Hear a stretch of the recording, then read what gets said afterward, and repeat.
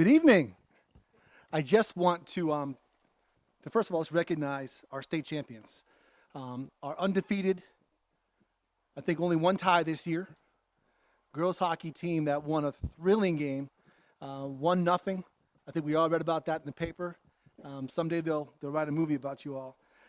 I think it's really, really important to point out that we need to celebrate the great things that happen in Lewiston and the great stories that happen in Lewiston as well. And we need to start telling that story. And your story is an amazing one to tell. Your coaches put together a group of young athletes that learn how to work together and to push past barriers. Interestingly enough tonight, I'm very inspired by you. You're somewhere in my PowerPoint, just so you know, for later on tonight. It's a really sweet picture. But that being said, I think that our entire school system can take a page from your book. We can learn lessons from our past and recognize the barriers that keep us from where we want to be and press past them just like you did. So tonight we're going to take our shot just like you did. Not to be too corny about that, but that's what really this is all about. We appreciate you. We hope that you can do it again next year. And I'm wondering if there's anyone that would like to come up and say a few words about your season.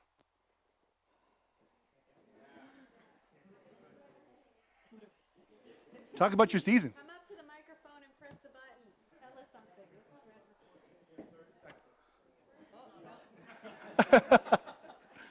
Thank you all for everything.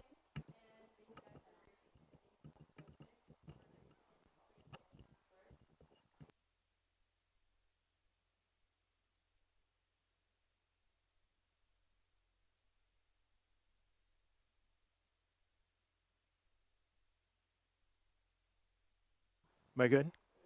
Thank you very much for having us here. I guess the only thing I really want to say is they're tremendous hockey players, you know that.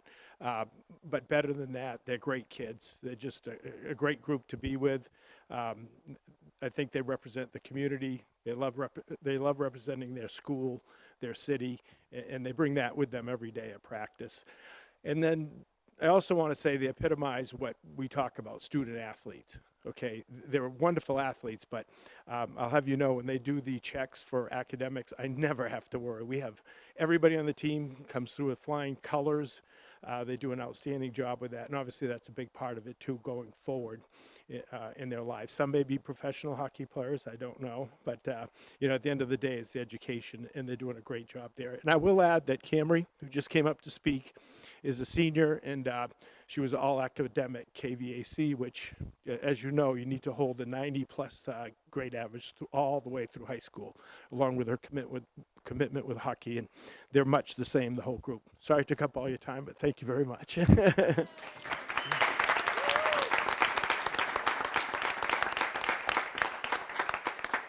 Would anyone else like to say a few words about your season? Great.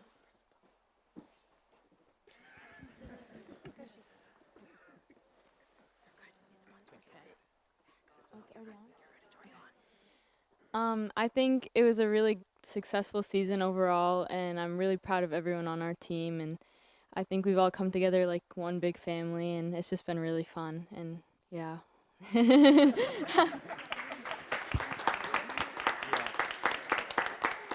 So I'm going to keep referring to you as our state champion girls hockey team.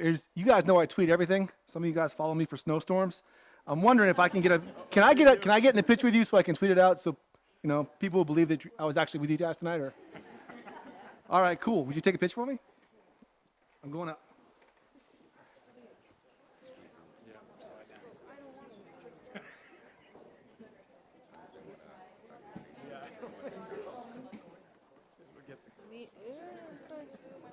Get right in there, camera. Okay, ready?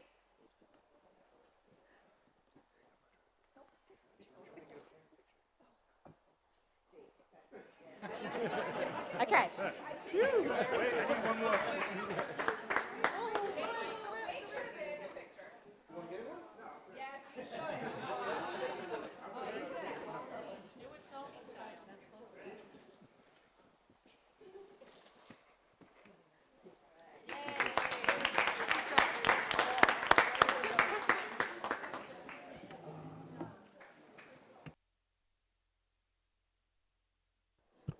Thank you so much. Have a good night. Thanks again.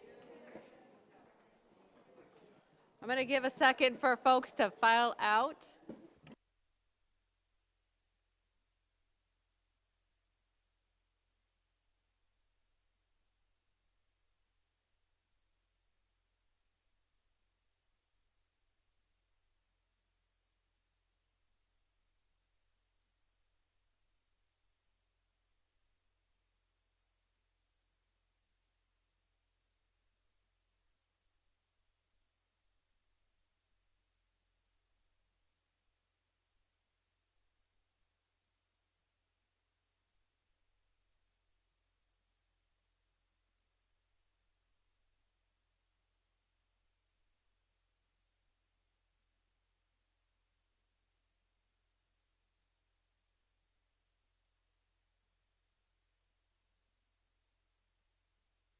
Okay. Agenda item number 2. I do apologize. The Youth Poet Laureate is not coming tonight. She will be at our next meeting. We had agreed upon that, and it was my error to not take that off the agenda. So she will be here to present her lovely poetry. I heard her on a Friday night at an event, and she's amazing. So come back at our next meeting on the 16th. Agenda item number 3, announcement of February 2020 School Attendance Awards. Superintendent Finn will present. Thank you, Ms. Royce. So our attendance award has been given out since the beginning of the school year. Tonight, we're going to point out why that's so important. We're going to point out why attendance tracks so well with performance. And I'm not talking about test scores. I'm talking about the whole child. Tonight, once again, the attachment to the banner goes to a school who has won it consecutively now for 7 months. I also want to point out before we make this official announcement that beginning next month, we're going to be awarding the Most Improved Attendance Award because there's a lot of movement in the Most Improved category. And we're even thinking about next year shifting it up to go by grade level. So we may be looking at the grade level with the highest attendance to really spread this out. But not take away from a phenomenal accomplishment. Once again, over 95% of the students come to school every single day at Geiger Elementary School. Please come on up, Principal Gish.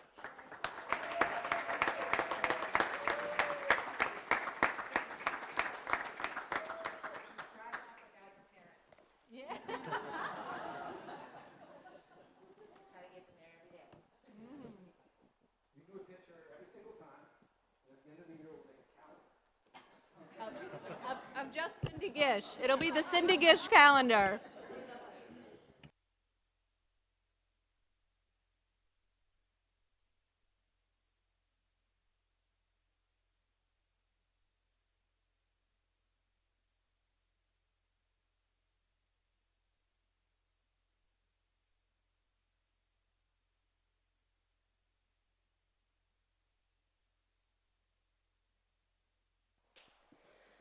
Agenda item number 4, consent agenda. Are there any items that the members want to remove from the consent agenda? Okay, the consent agenda will be adopted.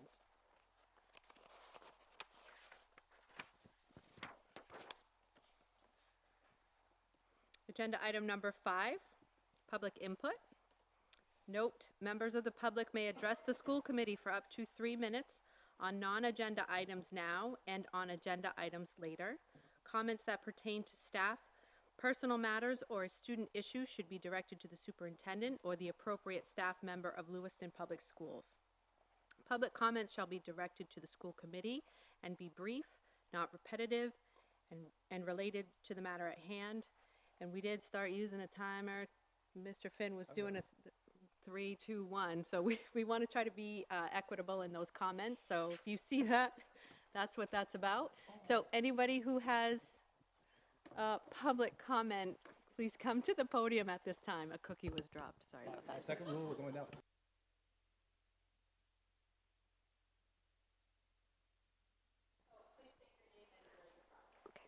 Hi, most of you guys already know me. Hawa Abdil. I'm an employee for Lewiston Public Schools. The reason why I'm here is referring to last Monday meeting, 21st century budget meeting, adding the middle school and the high school to the budget. And why I think it's vital to the program because I've seen a lot of parents who sometimes they can't get the help from school at home for homework help. So we always talk about grants. So 21st century adding to the after school program shouldn't be a grant. It should be a basic need. I've seen this will help, we always talk about improvement of, scoring or higher number for school test scores. So having a 21st century or after school program will help our schools improve more. Maybe we should be on the top. So the reason why I'm asking is everybody here, the school counselors, please consider adding the middle school and the high school. I've seen parents who are always saying kids don't have enough time in the classroom. Having 21st after school will give them more time one-on-one with their after school structure. So because we have the kids have only 80 minutes in the classroom or 40 minutes, but having that opportunity for them to stay with somebody who can help them with homework, and that probably going to boost our stores or higher for standards for our schools. So please consider adding that, and it shouldn't be on a grant. It should be coming from the school, and it's a basic need. So appreciate it. Thank you.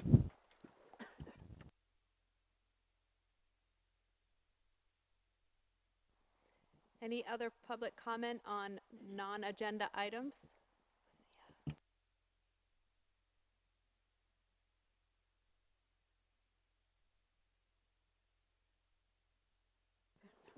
Hello. Well, I'm kind of short, so I'm Fausia Musa. I live in Auburn, but I work in Lewiston. I run a nonprofit organization called Maine Community Integration. I'm also here to support 21st Century on two sides, middle school and after school programs. Since 2017, we have been partnering with 21st Century. We start summer program called School Feeling Strong Girls. As you can see, that was evidence of strong girls. Tonight, we start with 22 girls, all from Lewiston, and then we gradually, last year we had 42 girls, and we're hoping this year we'll have more than that. We also run after-school program on 3 sites, middle school on Thursday, high school on Tuesday, and Connor on Friday. And when I say we, I mean like just me running that. And we're grant funded. I was reading Monday before the board here meeting, Bangor Daily, and I saw the achievement gap. If you can imagine, the after-school kids, particularly in the high school and middle school, are the population that's most vulnerable in Lewiston residents, especially the 3 Street area. Many of them are also immigrants who don't speak English, and being after school helps them also catch up their academic achievement. If we cut the program and we don't add the local budget, then our achievement gap, as you can imagine, will even deepen, and we'll be in trouble. So even though this is a collective impact issue and the kids who attend are all walks of life in Lewiston, it's very important that we keep 21st Century on the local budget. Thank you.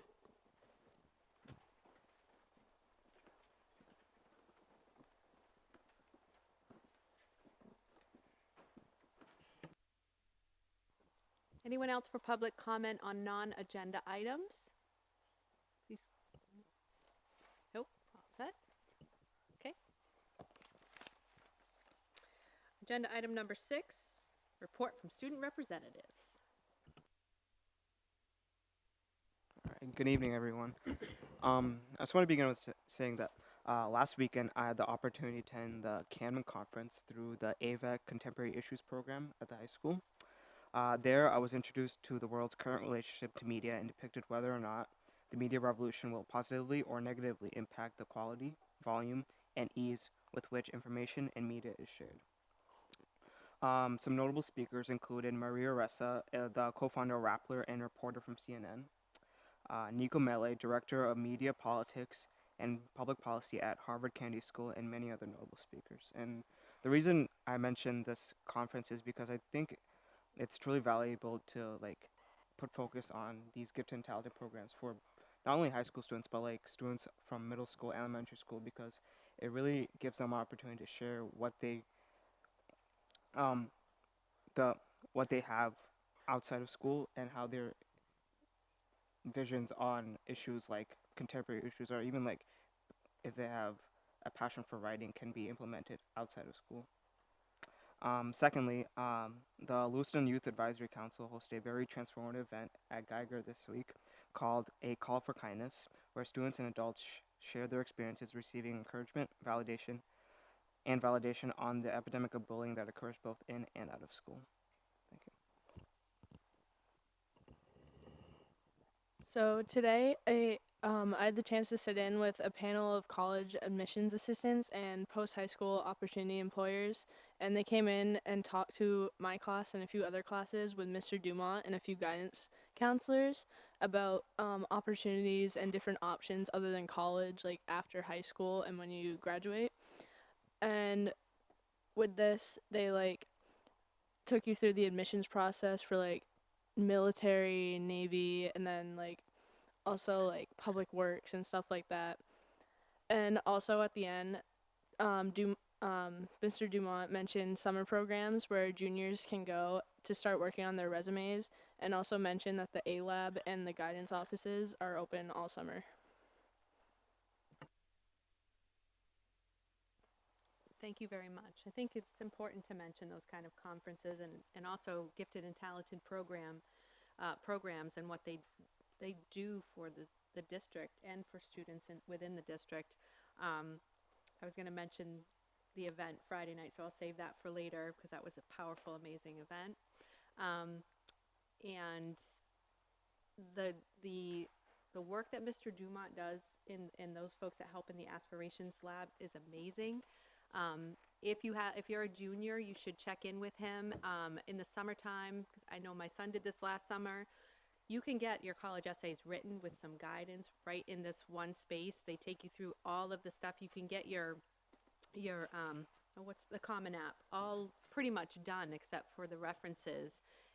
You should take advantage of it, find out about it. There's the Bridge Year program, which you can take college level classes while you're in school as a junior and senior, and those credits can count toward your first year.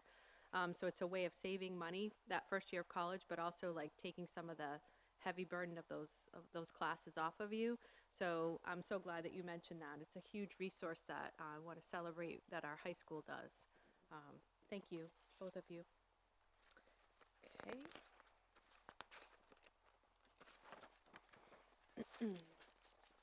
Oh, here already. Agenda item number 7. To receive and approve new school committee procedural rules. Can I ask that we move the Tree Street agenda item up, because our discussion might take a while and I'd like to see these students not have to sit through it if they don't want to, for one, but also they might need to get home. Do I need a vote to do it? Is that okay to have the Tree Street folks go? Okay, so I'd like to move to agenda item number 8 and come back to agenda item number 7, which means next step programming is up. Tree Street Director Julia Sleeper will present.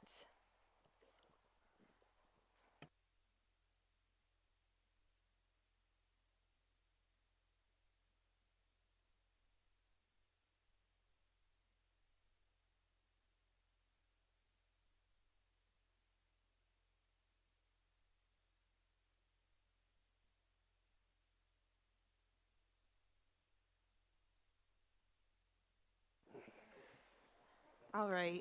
Good evening, everyone. Thanks so much for having us. Let's get all of our giggles and wiggles out, guys. Jake and I are just going to kick things off real quick, giving a quick history of the Next Step program. And then we're going to hand it off to the real experts in the room, which are some of our students and staff.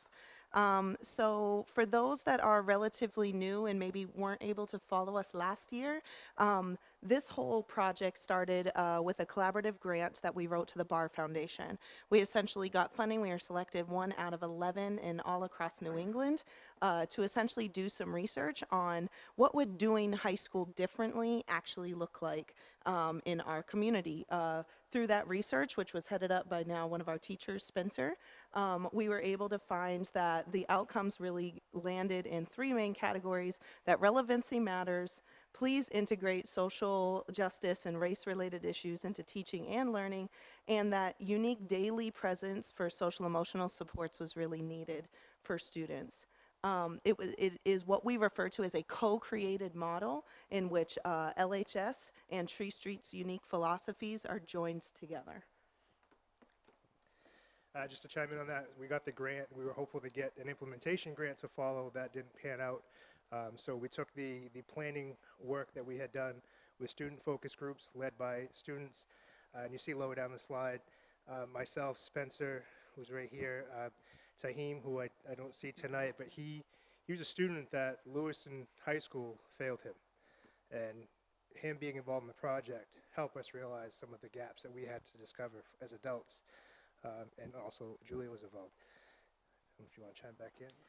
And then the very first year of the program was hosted at Tree Street. It was as a pilot year. Other than the teachers, all funding and support from it came from community-based businesses and entities to support that. And then in year two, because of some of the wonderful work of some of these same students, the opportunity to move the pilot into its year two into the Longley facility took place. And that's what you'll be able to hear about tonight.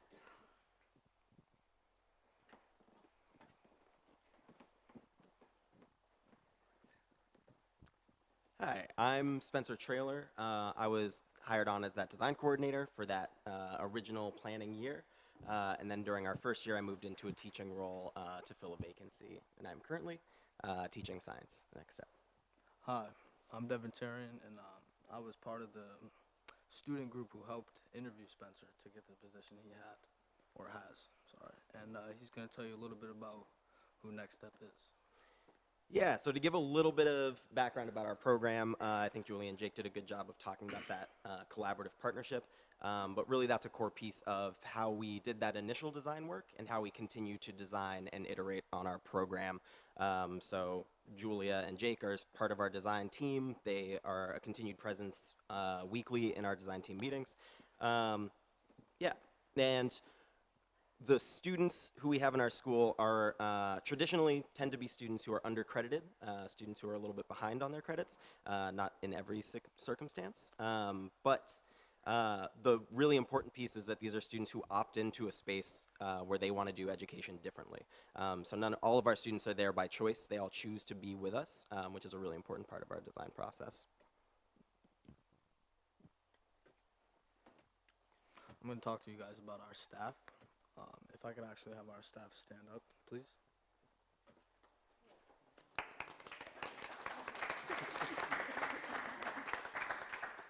For our teachers, we have Elizabeth, Philip, Spencer, and Mike, who's our ed tech.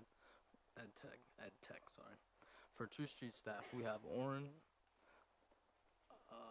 Yeah, he's our Oren. We got Meg, Keenan, and Henry, who are branches supports. Branches is for like college prep and whatnot.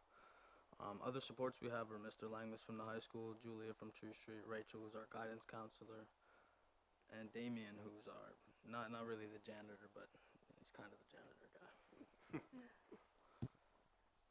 Next, I'll talk to you guys about students. Good. Can I have my fellow students stand up, please?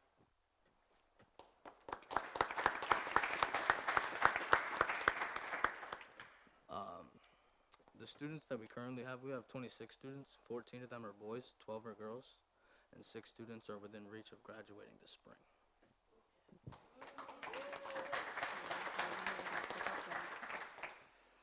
So one of the important parts of how we do our school, how we run things, how we design things, in addition to being collaborative between Tree Street and Lewiston High School, it's also a process where we try to include students as much as possible, student voice and student input on all of our processes. A really good example of that is how we came up with the name of our program. Last year, after a lot of discussions and surveys and votings and talking about it during circles, we decided that the name of our school was going to be Next Step High, and we put an acronym to STEP: Support, Teamwork, Engagement, and Process. And we actually had 2 names, Next Step and Dream Chasers. We decided to call the school Next Step and make our mascot the Dream Chasers, because every student who comes to Next Step is taking one more step forward to chasing their dreams.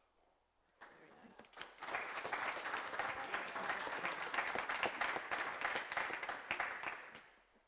Hi folks, how are you? My name is Elizabeth Sampson. I am a teacher at Next Step.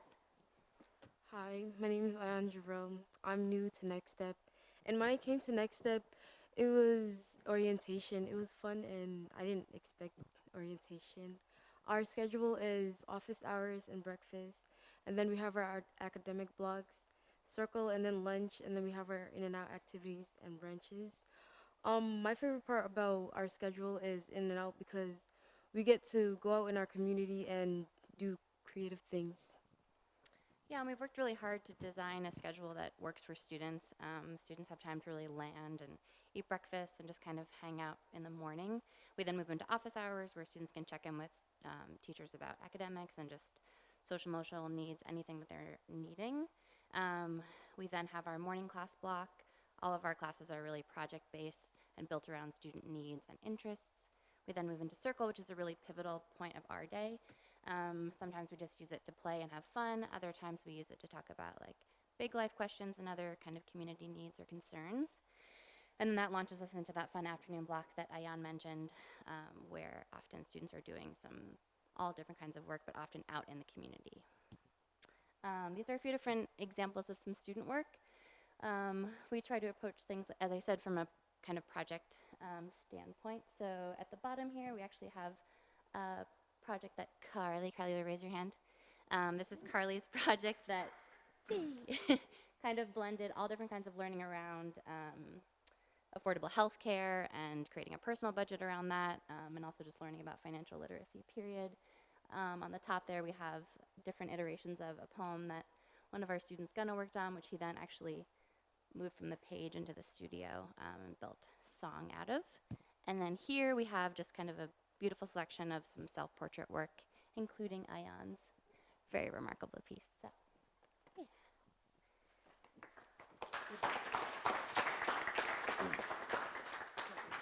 Hi, I'm Philip. I'm one of the teachers. Not mentioned in that schedule is that every Wednesday we try and switch everything up and do things in an even more community-based way, which I'll pass off to Nate. Hello, I'm Nate. I'm a junior. This is my second year at Next Step. They're going to be talking about Community Wednesdays, which is helping revitalize Lisbon Street. On the corner of Main Street and Lisbon Street, there was a jewelry shop, or it still is. We helped clean Lisbon Street, and we went to different businesses like Rainbow Bicycle, did a couple things like that, and then we worked with St. Mary's Nutrition Center to helping us do a workshop to learn how to cook, like culinary. We'll visit different local manufacturing and companies like the YMWCA and metal workshops like that. Another part of our programming on Thursdays is Branches, which is a Tree Street program. So students can receive support on anything post-secondary related. So whether it's college, jumping right into the workforce, or something else, they talk through all of those things. But then another really unique part of the partnership is on Wednesdays, we actually release at noon, and students go over to Tree to get extra help on their homework, do online credit recovery software, or do any more of that future planning work. And what's really key is that gives our Next Step staff time to do collaborative planning to actually put these projects into action. And then it's also important to note that Branches is a Tree Street program that lasts into the evening, and some of our seniors last year really used that to crank in order to graduate on time. We actually have some community partners in the room. I'd also ask them to stand up and be recognized. So if you've done work with us, Fauzi, you too.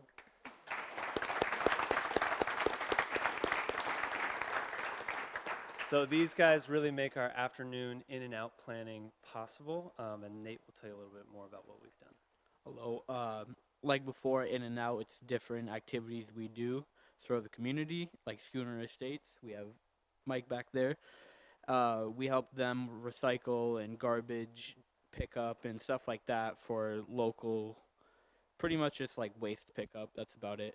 Then City Hall actually asked us to help them revitalize Parody Park, and we helped with like 3D models and big projects and big like meetings and stuff about it, and I thought that was pretty cool. Yeah. Then we worked with Mojo, we call him. He's like this little DJ guy. He raps.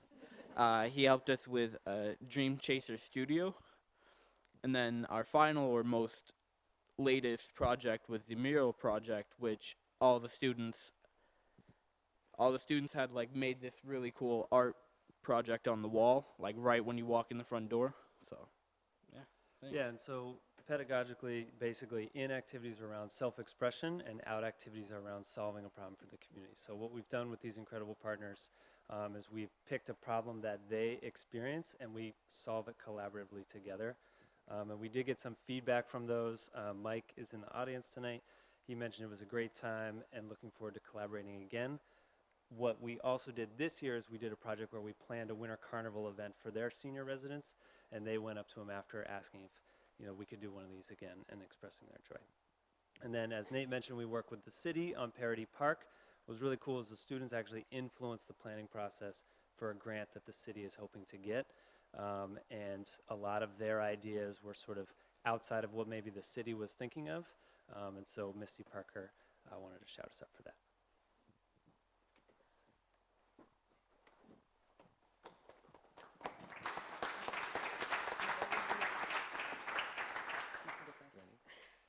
Hi, I'm Warren Stevens, and this is... Hi, I'm Carly. This is my second year at Next Step. I'm a junior. And I work for Tree Street. I'm the Oren. I am social emotional support, and yeah, we'll just get into it. We wanted to make sure, actually before we get into that, I want to take a second and just ask parents of students that are in the room to stand up.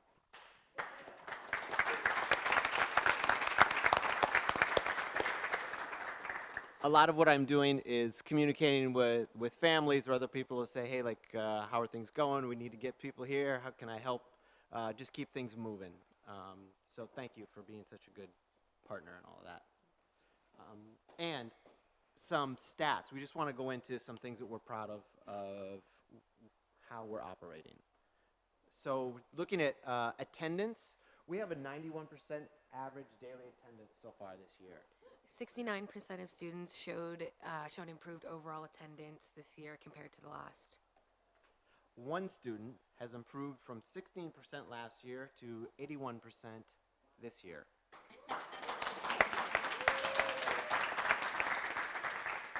%92 of students have over 75% daily attendance. 13 students have 100% attendance so far this second semester. 2,197 standard pieces of evidence earned so far this year with an average of 139 each. Yeah. And as you can see, 72% of full-year students have already earned 3 credits for the year, and 93% are on pace to earn 8.5 total credits for the year. So, I'm going to keep going with that. So, we're going to go back from last year and talk a little bit about people who have had, who have rolled on from Next Step, and if you would stand up, Ms. Quinn. So Quinn graduated with us last year, and so a few other things we'd like to highlight. Along with Quinn, 6 other students graduated from Next Step last year, earning their Lewiston High School diploma. 3 of those are in college now. 2 are working locally. And 2 have moved out of state and are still working, they are chasing their dreams. They're doing things that they want to be doing. Yeah, I'll just say that. Doing what they want to be doing. Which is really, I'll just say from me, is the whole point of what we're doing is helping them figure out what they want to do, and let's find that path. And we do have one more thing. We have a student who graduated who couldn't be here tonight, but he did want to send a message. Oh. Going on, everybody? My name is Mike Fanwood, a.k.a. greatest point guard I ever played for the Dream Chasers. I'm just playing. I'm a Next Step graduate from last year. You know, before Next Step, I didn't have barely any credits going into my senior year. You know, I was pretty lost what I was going to do with how I was going to get through school, what I was going to do after. But, you know, going there helped me really get through everything. I got all my credits. You know, I'm enrolled in SMCC now, so I'm looking on just furthering my education. And just want to say thanks to everyone at Next Step.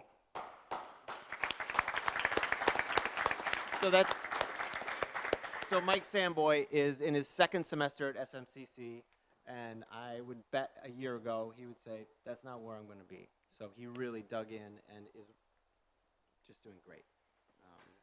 So that's it for the alumni, and we would love to have the students come up, and if there's any questions from anyone on the committee, we'll take For any students or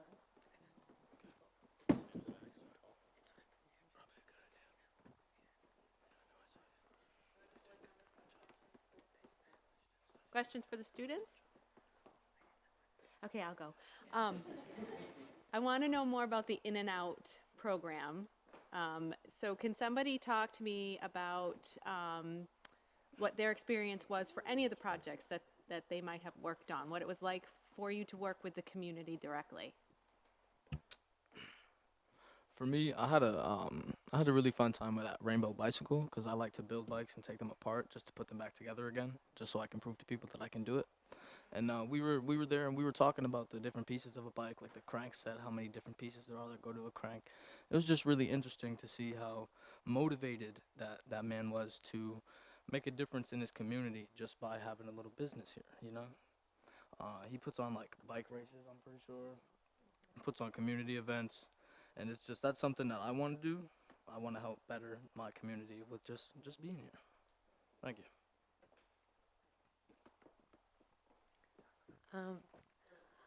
I had a lot of fun doing the Nutrition Center In and Out project. We did it last year too, and I wasn't really involved with it last year. I had a lot of issues with my attendance last year. But this year, I finally, actually went to school and we went to the Nutrition Center, and I actually liked cooking, and I loved just hanging out with the other students and with the teachers and just being there, being a part of the community and just learning to cook. It was a lot of fun. Would you like to hear more? Were there any other questions that you would? You could do it all day. All right, we'll take another one. We'll take another one. What I liked about In and Out was when we worked with Schooner Estates for the Winter Carnival. Everybody, like senior citizens, all the students had fun. Like we got to show our true selves and just pretty much have fun with the people we worked with. I thought it was pretty neat. Everybody had fun, made cookies, made decorations. People put up decorations everywhere. It just came out a big success, and I would like to work with Schooner again.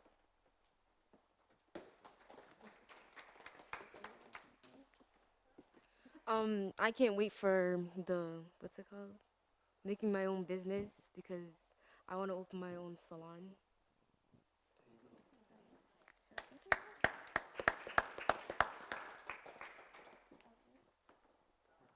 Well, going on to make my own business, right now I'm currently enrolled in the LRTC program for culinary arts.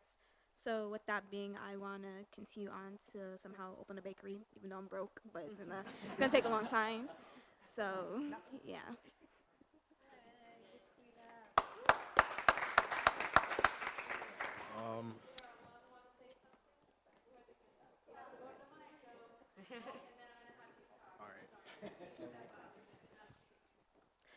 My name's Olivia. They all call me Quinn. I know personally for me last year, one of the In and Out projects that we did was we split two groups to work with Schooner Estates, and I was in the group that worked with their memory care facility. And I know that personally that was something that motivated me to be in the job that I'm in now, and that was a really cool experience for me. I'm a personal support specialist at an assisted living memory care facility on the Navy base in Brunswick.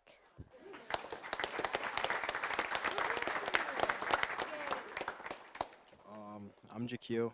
This is my first year here. We've only had one like in and out activity that I've been part of, and it was like we went to Bates, and my group we learned like lights and setting up the lights for theater and stuff.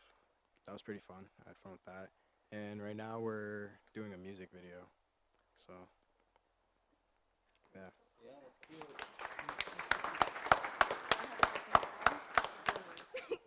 Oh yeah, one more thing. So basically, for the In and Out activity that we're doing, stop. So basically, for the In and Out activity that we're doing, I'm basically doing fundraising with Spencer, and if you guys want to donate, because we need money, you guys can do that. because we definitely need like money, like $2,000 or whatever. But I'm gonna make a fundraiser, so I'm gonna let you guys know when that's done. Yeah. One thing about our in and out activities is we do give kids choice. So each semester or each month that they have, do they need an in or need an out, and that part of that choice keeps everyone in the conversation about where do you want your education to go, and we will work with you to try and shape that.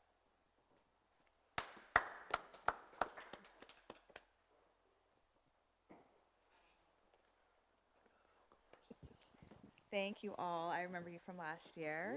I love the dress. Great job. I was wondering why Mr. Dosty was here, but now I know. Thank you for coming. I do want to say, I always want to say thank you for dressing up. I see the gentlemen in their collared shirts and stuff. Thank you. You guys all look great. So I just wanted to say that community outreach and civic engagement in this community is strong, and I think you folks are really lucky to have this opportunity to get out there, because I didn't do what you're doing until I was, in my early 30s, and realizing that's where life begins when you start getting out into your community. So you guys are really lucky there.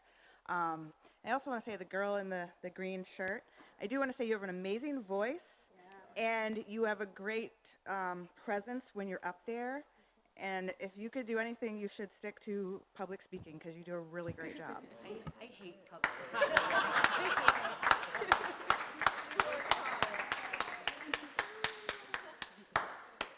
Folks, first, I got two things. First of all, I just want to point out that there's only one next step. What you do there, what the folks at Tree Street have done, and what you've done over there at Longley, we've been watching very, very closely. And in fact, I had a whole entire team over there today, and we kind of hung out there. And we want a lot of what you're doing, in Lewiston Public Schools as well.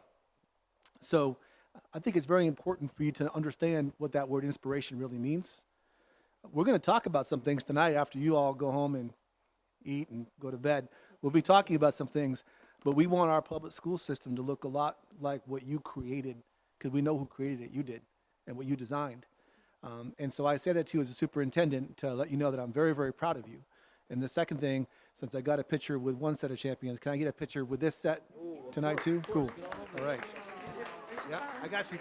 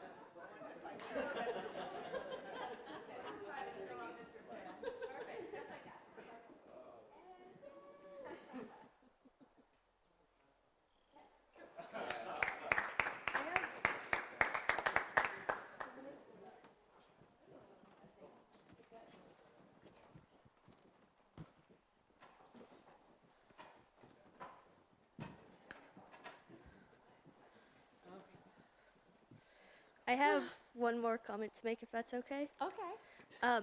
Personally, I know without Next Step, I probably wouldn't have graduated high school on time. I personally am a student with learning disabilities, and moving to Lewiston High School my junior year, I wasn't having my needs met.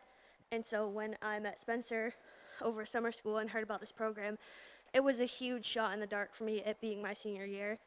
And without the support and everything that I have gotten from Next Step, I would have never been where I am today.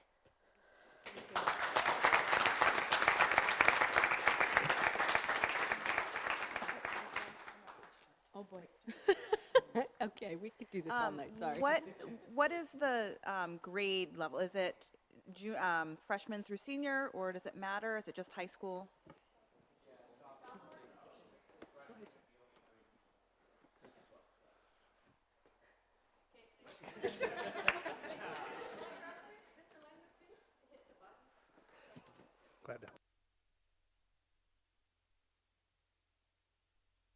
Thank you all again for coming. I don't have any other. Oh, Miss Ray. Sorry, I'm a little slower tonight on the thinking, but I think having that data was really important. This school committee has always asked for more and more, and I see our CSIP coordinator back there who provides us with a lot of that, but bringing that forward and showing us just the numbers are really impactful from year over year. So thank you for anticipating that need of ours.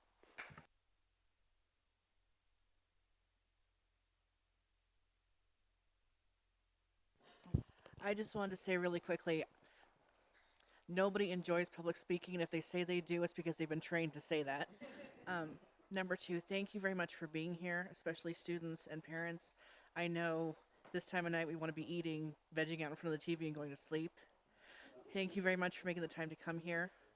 We don't have enough public involvement, so having you guys here is great. I love seeing that. Keep up the good work. I know it's not fun, but do it. It'll pay off.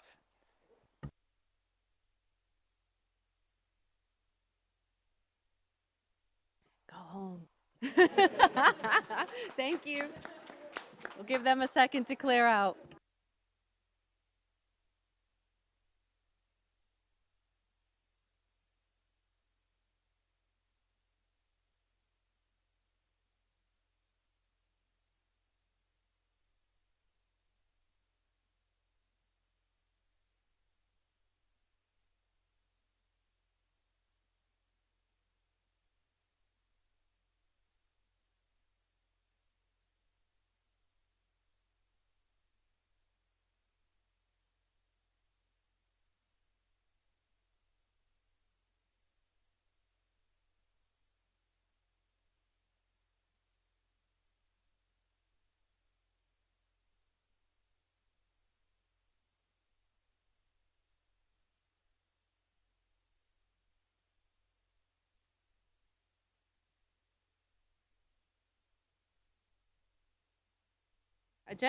Back to agenda item number 7, procedural rules. Okay.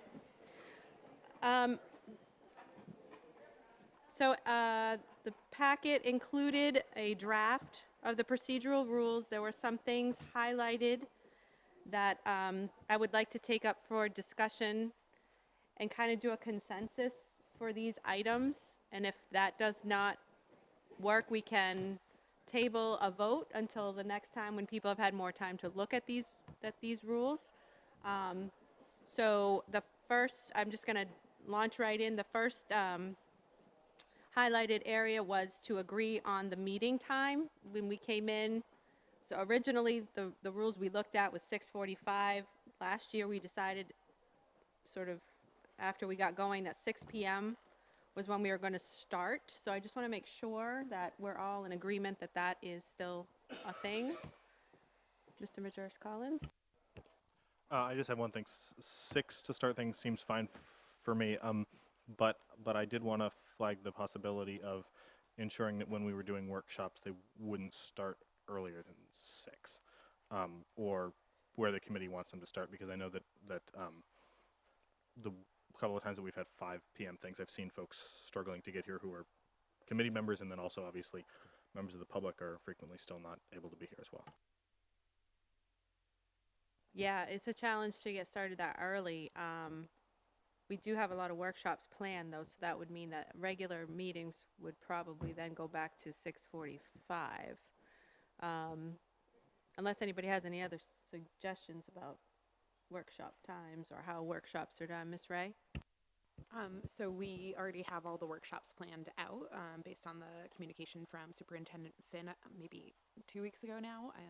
And so I think if they're on everyone's calendar, it was just, I didn't remember how long it would take me to get over here and park personally for that first time, and also just like need to plan forward a little bit more. So I know I had made a comment like, ooh, that was tight, but as long as we're being planful and have that time ahead of time, it shouldn't be a huge problem for me at least.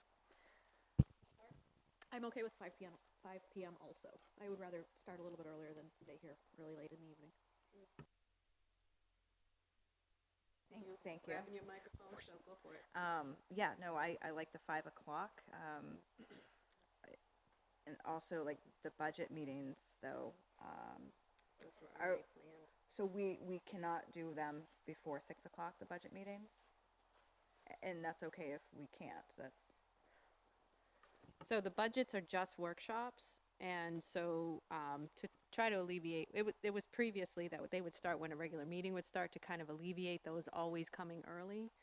So starting them at 6, since that's the only thing we discussed, and they're the workshop and the only thing, I thought that was a good compromise to keep those at 6, because we do have like a full month of them coming up. So yeah, and then I did add the Saturday workshops that we will have almost once a month, would start at 9, because that's what I think we all agreed on.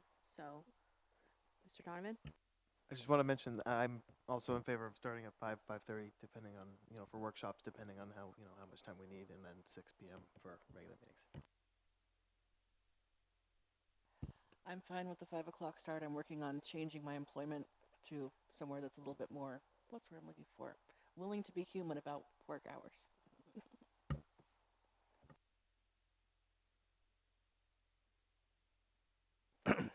Yeah, I think the 6 o'clock regular meeting time works well for me. And if we have to, if we have those workshops, because they're not every meeting, so the 5 o'clock is okay. If we're really going to dedicate an hour to a workshop, seems to me some of the workshops probably don't need to be that long. And I just had a question. There was a question raised at the high school expansion committee meeting tonight. There's a joint meeting with the council on the 23rd. They would like to present for about a half an hour before that 6 o'clock meeting about where we're at with the expansion. Yeah, that was. So something that is being discussed right now. yeah, so if we could, I'd like to add that to that agenda, to have a brief workshop by the. Yeah. Okay. Okay. Duly noted, but not Yeah. discussion.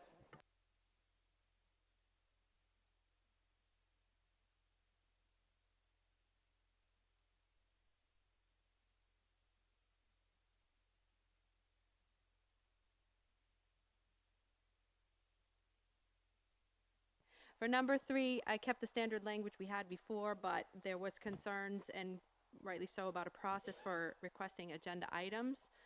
So at the MSBA meeting this weekend, I asked the main school management folks, like, what's the standard boilerplate that people use? So that's your option 1. A committee member also had a suggestion on like a process, and depending on how many members, perhaps that could be the way we decide. And then option 3 was combination of a couple of districts that, again, that some of the main school board association members offered up what they do. So I don't know how much time you've had to look at it, or if you have a preference for an option. But this is super important, so we understand like how things get on the agenda. So, okay, I'll open up the floor for discussion on this.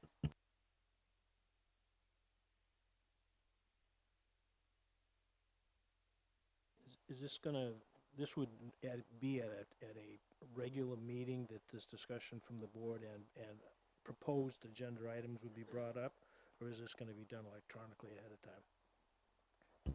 So it would be part of, what we've done is put it part of either, you can ask for it during future agenda items and we'd follow up with you, or you can write to the chair, well, depends on which option you pick. You write to the chair or the superintendent. That's the standard process for most places. And then it would be considered, and we would follow up with the member to find out like what it was about, what it entailed, and then how much time needed to prepare. Because a lot of times if there's all of the implications that come with an agenda item. If we have to vote on it, there's going to be information that's needed, so members will know what to vote, how they want to vote. Ms. Ray? Thank you. So one part that I'm okay with, either option 1 or option 3. I think option 2 gets a little fascinating with the 90 days, 60 days, 30 days, and how many members, and keeping track of that when there's already a lot going on. I am curious why it's submitting the request through the chair or the superintendent. Whenever I submit something, I do it to both, just to keep both sides informed, especially if we're going to need staff resources on it. It just feels like a point of courtesy to include the superintendent if we're going to be directing time towards those agenda items. So that can be changed to the chair and the superintendent. We work on the agenda together.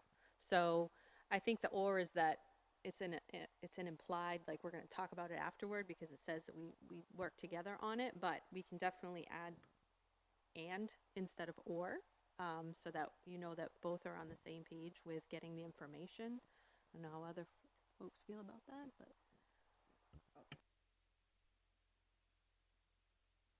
A question about, to clarify, all of the writing that's in purpley pink on our screens, is that all option 3?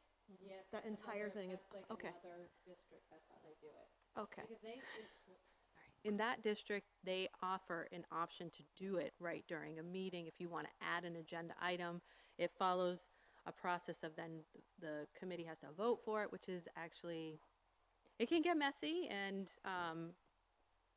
so it's just a matter of like, do we want to deal with these things ahead of time so we can be planful about them, or do we allow sometimes for it to happen? It wouldn't be a standard. It would be something that came up, I would think.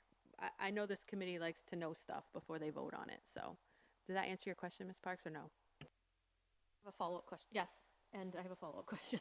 Option number 1 would be only submitting written requests. We wouldn't have the agenda item anymore where we say future agenda items. We can add that. Okay. That was the boilerplate from MSNA. Okay. Because we added future agenda items before, we can take option 1 and add, you may also request a future agenda item during the meeting when it's called for. So I think that that none of these 3 options particularly satisfy all of the perhaps points that I would want to see. I wrote option 2, and I'd be most inclined towards that, but I'm understanding committee member Ray's point about complexity. To my mind, I think that it's important that we ensure that there's a process for items getting on the agenda because members want them on the agenda, and not have that entirely tied up with the chair and the superintendent. I also think it's important, and my biggest concern with option 3 is allowing folks to be aware of things beforehand, and both committee members and members of the public. So I'm most keen on seeing a process that that guarantees the right of committee members to have an item considered at some point, while giving everyone ample time to prepare for it, and also to have it scheduled at a meeting that perhaps is lighter. So that was my intention in crafting option 2, was to give the chair and the superintendent some flexibility around ensuring that requested agenda items would be taken up, but could be taken up at a meeting that was lighter on other things. So that's my thoughts on it.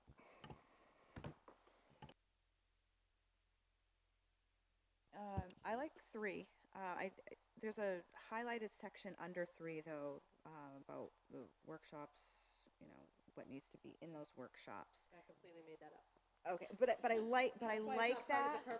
Well, I mean, but I do like it. I think it's very important that, you know, we have content to these workshops and not to waste our time with just bringing anything forward. If it doesn't have content, then we shouldn't be discussing it.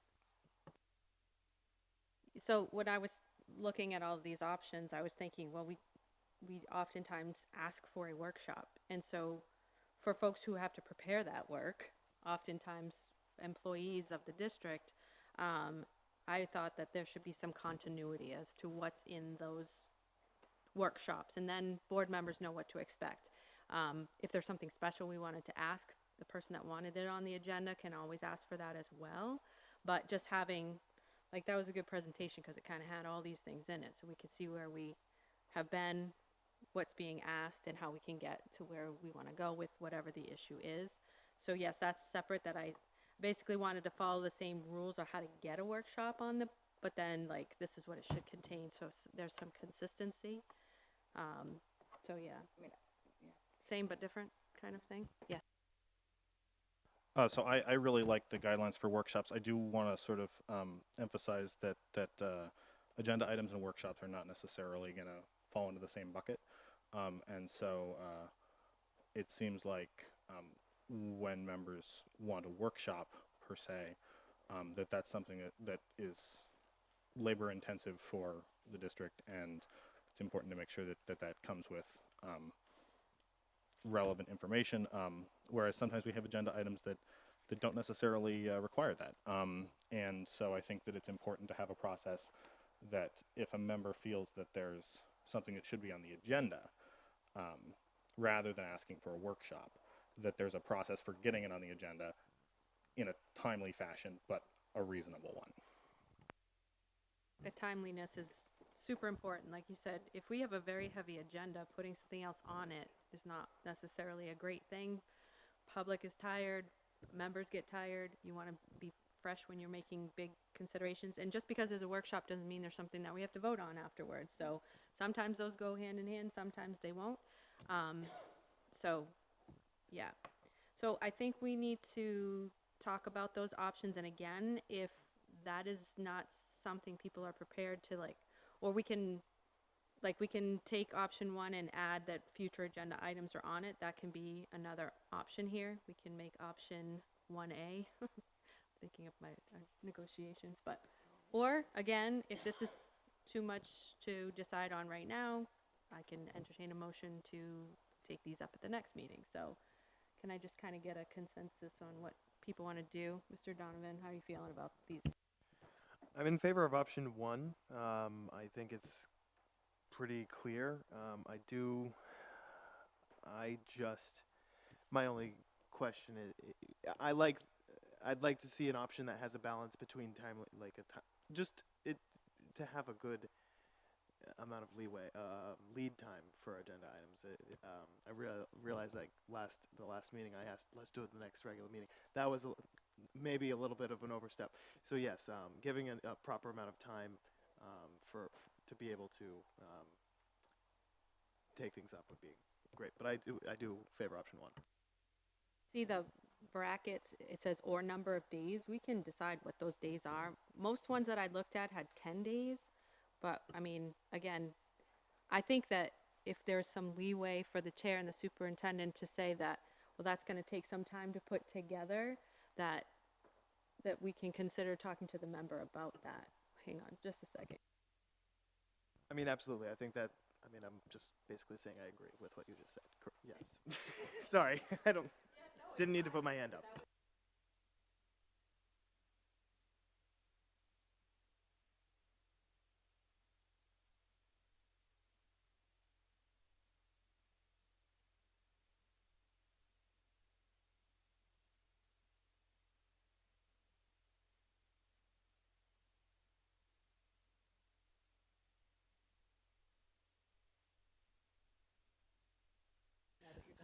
Now that I'm talking, I agree with that. With the addition, sounds good. Simple, works. Oh, no, I didn't have anything. No, I'm asking everybody. Oh, you are? You do have something. I like 3 still.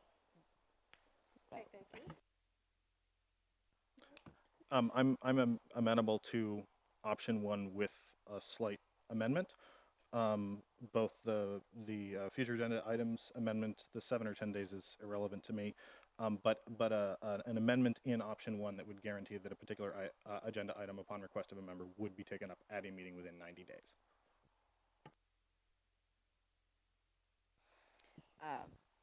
I would disagree with that. I still think it is up to the chair and the superintendent to make the final decision on what goes on the agenda.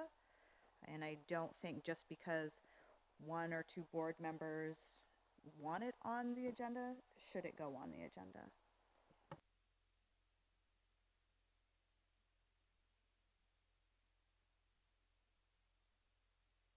So I obviously strongly disagree with that. I think that the purpose of this board is to deliberate about issues that are relevant to the schools, and that each and every member of this committee has has a role to play in bringing things forward, and we all have an obligation to consider what gets brought forward by members. I think that that's a basic tenet of having a democratic process, and I think that deferring all authority for determining what we even consider to two people and really just to one person is unacceptably undemocratic, no matter how great that person is. And I do think our chair is great. But I just, it's sort of on spec. I object to the idea that there's no process by which members can get something on the agenda without the approval of the chair and superintendent. I think that's just fundamentally undemocratic. Point of clarity, it says here, to be considered for placement on the agenda, an item must be within the scope of the board's duties, timely and appropriate for consideration under all applicable laws and board policies.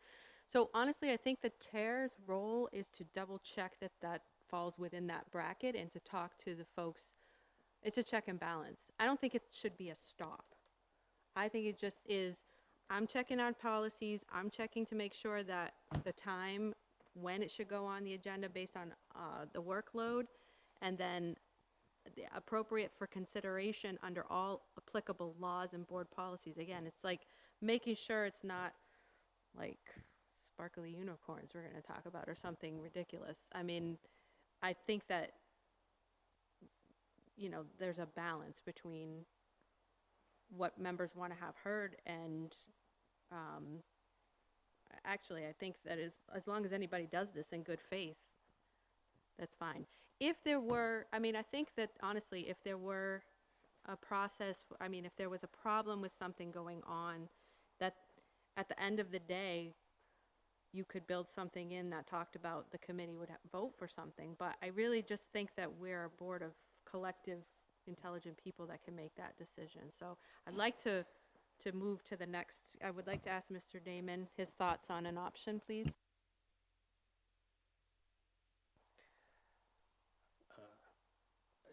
In looking at all of the three is just, to me, is way overly complicated, and I think that's just something that's unmanageable. I think one with the, you know, with an amendment to that if in some time certain that things would at least become an agenda item. You know, to me that would be fine. And you would agree to add the amendment of like a future agenda item? Yes. Call for those? Yes, I think so, because that at least that opens the floor for it. Yeah. Yep. I like option one with the still having the future agenda items on our regular agenda. I think adding in the last section of 3 where it defines what's required for a workshop, I think that's important.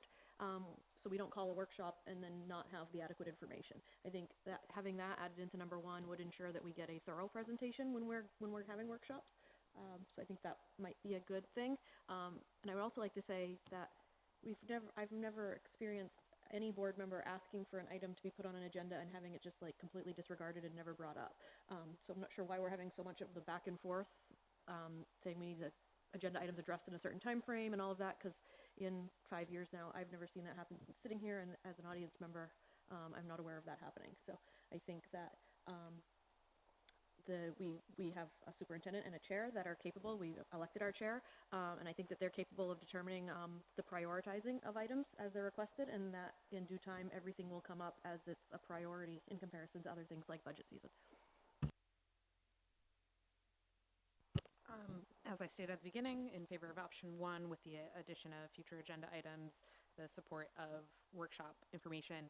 I will say I'm not a huge fan of like a time limit or a deadline for getting something on the agenda, but the point of a deliberative body is to make sure that the minority still has a voice, even if they're not voted with as if they were the majority. And so I think maybe there's some point of compromise to be made here, and maybe we can find that in some other resources from other districts. 2 things that pop to mind is that we also have a vice chair who could maybe help make those decisions, who could be appealed to, or that the body could appeal a decision by the chair at some point as well. Those seem like 2 processes that would be provided for under standard rules. So just some options. I don't know how we would incorporate those now. So I don't know if Robert's Rules has anything like that, because we are also deferring to Robert's Rules for procedural things, so that could be a way to maneuver anything sticky that comes up. Ms. Parks? If we do select option 1, I just wanted to point out that it sort of cuts off mid-sentence at the end and doesn't finish. So we might want to finish that sentence. So we might want to finish the sentence if we're going to choose option 1.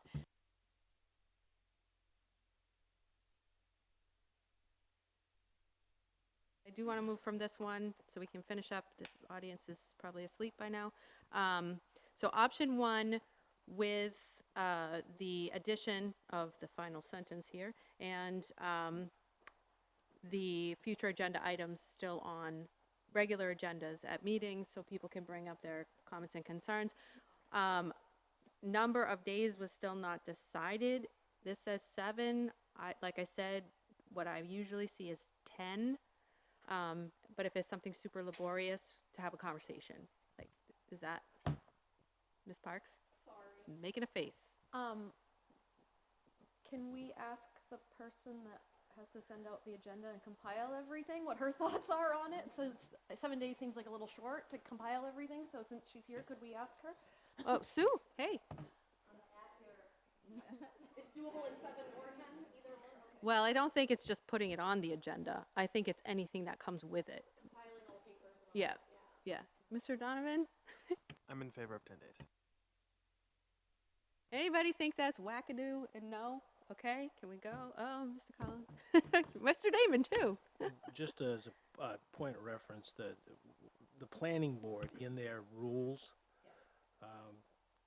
anything that is brought to them, they must deal with in 30 days.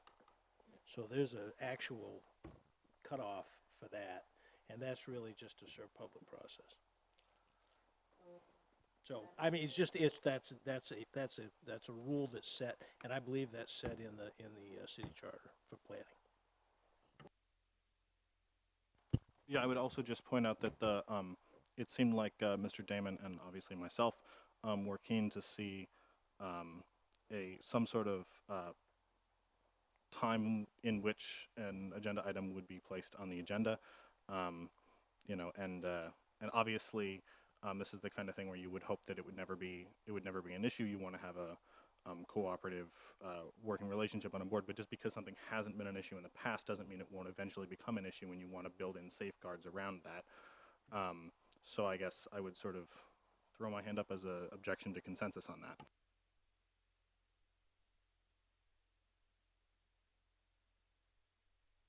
The only thing I just need to know, those who would be more in favor of 30 days that it has to be presented, put your thumbs up this way. Those who would want to just keep the 10-day language that we were discussing. So if you want 30 days, like Mr. Damon proposed, the language would say what? 30 days? The only issue there is that in the summertime, we only meet once every 30 days. So that probably that doesn't work. So we're going to go with the 10 because everybody seemed to agree with that, knowing that there's an objection to that one piece. And we're going to go to the next highlighted item. So everybody agree with the workshops? That's the next highlighted. How the workshops are outlined, okay? Then number 6, the subcommittees. I changed the names for the subcommittees to reflect what we actually have for subcommittees. And then the language, the subcommittee shall meet at least once per month and report out during the next regular meeting. That's what we agreed to in our retreat. Everybody okay with that?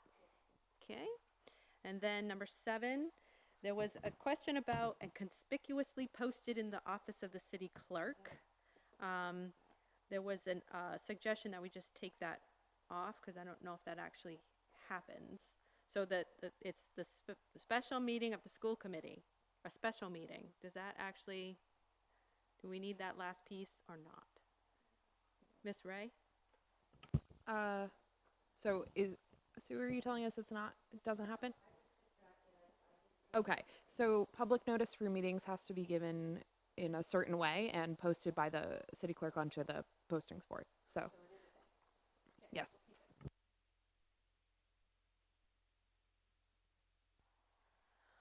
The intent of the, oh yeah, so this is the thing that came up in our Saturday meeting about going to different schools. That it is the intent of the committee to hold one regular meeting in one of the schools during the months of February, May, October, and November, and that the regular session agenda for these 4 meetings shall be held to a minimum so as to allow time for student presentations, staff, faculty presentations, and building tours. We already missed February, but what about the rest of the year? How do people feel? We talked about access, transportation, this stuff, technology not working so great in other places, but some folks were talking about, yes, let's get in the buildings. Ms. Ray? Also, have we asked our site administrators what this does for them, adding on to their workload? I don't know that we have, so raising it now.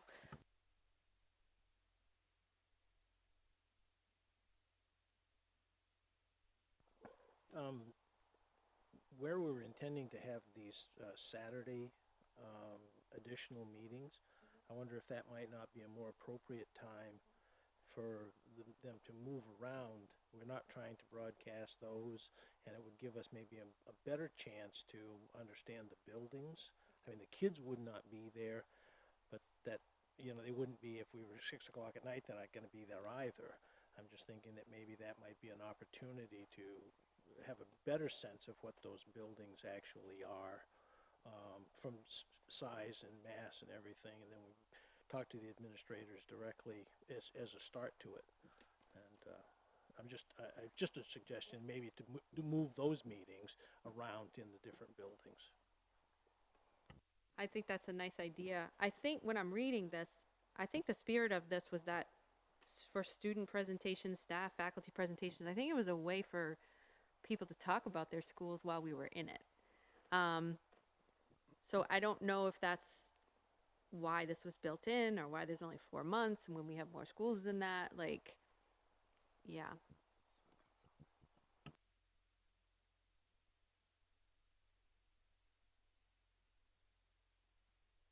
It's my first time. So yeah. So I have to tell you that it was a challenge doing it at schools. In the winter months, you know, the travel to the schools and the setups, it did put a lot of extra responsibility on the staff, and lots of times there was a presentation, but it was mostly done, I believe, by the principals and, you know, and the staff, not so much the kids. I think what you're doing, inviting them here, has been, I think, more special. So I did have a rotating list that I used to go to different schools every year, and that's how it was previously, you know, done. But it did put a lot of stress on, because they used to have cookies and refreshments, and, you know, if you want that here, we can get you that here too. I got Alicia Ray for the cookies, and we've been guaranteed by Tom that we would have coffee and tea. Okay, so let's just go around the table. Mr. Donovan, how are you feeling about these meetings? Do you prefer them here, or should we go out? I think what Sue said was perfect. I think that what we're doing is now is more special, and there's probably nothing wrong with doing a meeting, a one-off meeting at a school in the future if the interest is there. I agree with Mr. Jonathan. I think if we want to go to the schools and learn about them, we could set that as an extra meeting that's not necessarily a committee meeting that we go to. I mean, if the schools want us to come to the schools and meet with them, it doesn't need to be a committee meeting for that to happen. So maybe separating the two isn't impossible. Ms. Whitlow? Yeah, I think we could take this out and just maybe add in there, if, like, upon request of a building administrator, if they want us to come, we'd be happy to.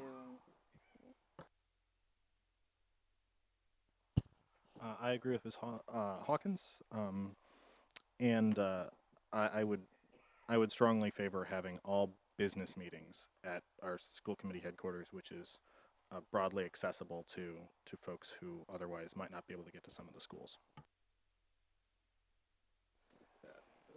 I'm okay with striking that piece of it. I think it does create it's more difficult for parents or interested citizens to try to keep track of it as well. If it's always here and it's always accessible and we always know, then, to me, these meetings should be here. I think that originally there was probably a spirit of community engagement and getting out to places where community members who may not live around Dingley building but don't have reliable transportation could get to their schools in the district that they live in.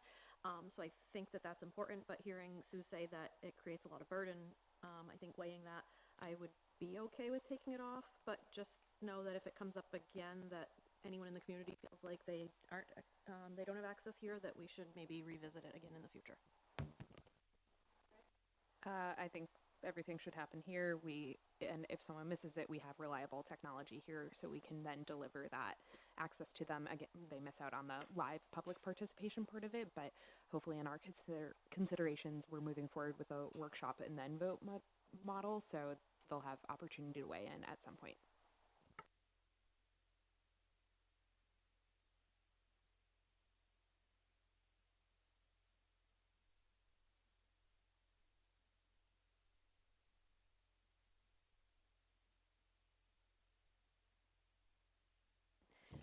I'll start over. That it is the intent of the school committee to meet in joint session with the Auburn School Committee at least every 2 years for the purpose of discussing educational issues and promoting collaboration between school departments, if necessary, as determined by the chair of both committees. Okay, I'm going to start on this side. Ms. Ray? I have strong opinions. I think we should strike this, and knowing that we participate in the Regional Service Center with Auburn, so the superintendents are in touch, and also encouraging the chairs to have these discussions. I'm sorry, but I have a lot of meetings being a representative to 2 elected bodies that meet every week, and so I think they are doing some great stuff over there, and we have a lot we can share with them, but it should be incumbent upon members to work through that. It's never happened, as long as I know of, this being on the procedural rules. I was wondering if it was on Auburn's procedural rules at all, or if it was even on their radar that we were supposed to meet with them. So I would be okay with it being removed. The asterisk underneath it that's also highlighted, is that part of number 10? Because it's a completely different subject and it's just sort of there. This was a suggestion by another member. I think it should have its own number. I apologize. Yeah, I would agree that I think we could strike 10. I mean, that's why we have the superintendent, that's why they do, and that's, I'm not sure that there's a whole lot to be gained by trying to communicate board to board. So I would strike 10, and if you want to make the one below it 10, let's do that instead, so. I don't have a strong opinion on this either way, but I would point to the language at the end of number 10 saying, if necessary, is determined by the chair of both committees, which suggests to me that the only eventuality that number 10 would come into play is if both the Lewiston chair and the Auburn chair mutually agreed that a meeting would occur in a course of 1-2 year span. I don't feel strongly about striking it, but I don't feel strongly about keeping it. Yeah, I mean, we could strike it, and if we needed to put it on the agenda that we're going to have a meeting, then you guys can determine that and put it on the agenda, correct? Well, we could We're going to have a workshop, right? Ms. Whitlow said what I was going to say, so yeah. Not necessarily knowing the history, but it seems like Ms. Parks said that it hasn't happened. I don't see why we need to strike it because it says right at the end, if determined as necessary. I don't think that would, I don't know if that's a long conversation, if it's you check in once a year. I don't feel strongly about it either way, though. By Auburn. Okay, we're going to strike that as well. I think there's value in it, but it's really hard to schedule, and that seems like a lame reason for not doing something, but the Regional Service Center conversations really do at least give breath to that, and then that can come back to us through the superintendent, and anything we want to work collaboratively. Let's say that something really came out that Auburn and we could just decide, I mean, as a committee to do that. So that sounds good. Okay. Strike through, just keeping track. So this next one, school committee will make a strong effort to include the high school board representatives in more of the workshops, executive sessions, discussions, graduation. School committee will acknowledge the senior representative upon graduating and leaving the board with a certificate. This was a suggestion from Ms. Whitlow. Would you like to speak about that? Yes, I'm not sure if they should be involved with the executive sessions. I just kind of threw some things in there of, I know that in the last couple of years I have, you know, they're such intelligent students and they have so much to collaborate with us on, and they haven't really had a lot of opportunities except for right here when they have their 30 seconds to speak. They have done some things with us, but I think it's pretty important that we involve them with more and we make a commitment to that. And I also know that when the seniors graduated and they move on, it's like they're kind of, we don't acknowledge them for being here for 2 years with us. And if we do, it's like a last minute thought, and I don't want that because I think they're valuable. So I'd like to say that I agree that we should be including our student representatives more. My only concern is the executive sessions. I just don't. Okay. Oh, sorry. I didn't. Thank you. I agree with both Mr. Damon and Ms. Whitlow. Yeah. I think this is a wonderful suggestion from Ms. Whitlow. I wanted to, I guess, ask if ours, and I understand they're not here at the moment, but if our high school representatives are made aware when they come on the committee that they're entitled to ask questions, that they're entitled to participate in everything except for a vote. I mean, that was my understanding. I guess maybe that hasn't been the case. And then also my other question on this is I actually don't know how the student representatives are determined. And so I guess I would wonder about how that happens.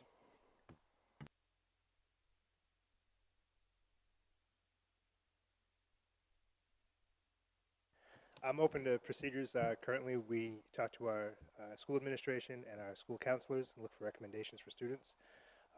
These students really rise to the top, and we could pick from probably 100 different kids every year.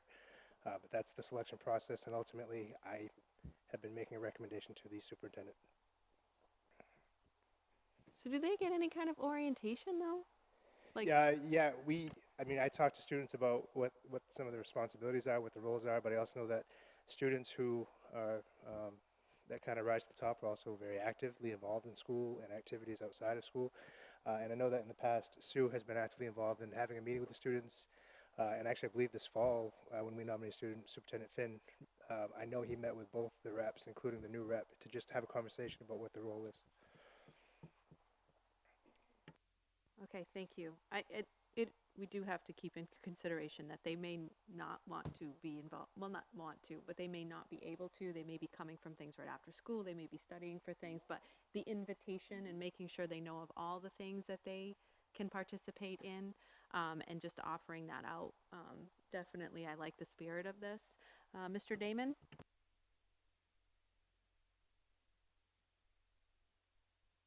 Any objection to this? I think it's a great idea.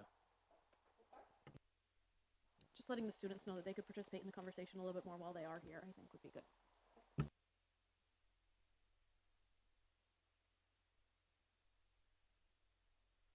In some way. Do we do that at graduation too? Yes. No? Because we should. At their last meeting, they get recognized and they get a certificate or plaque, yeah.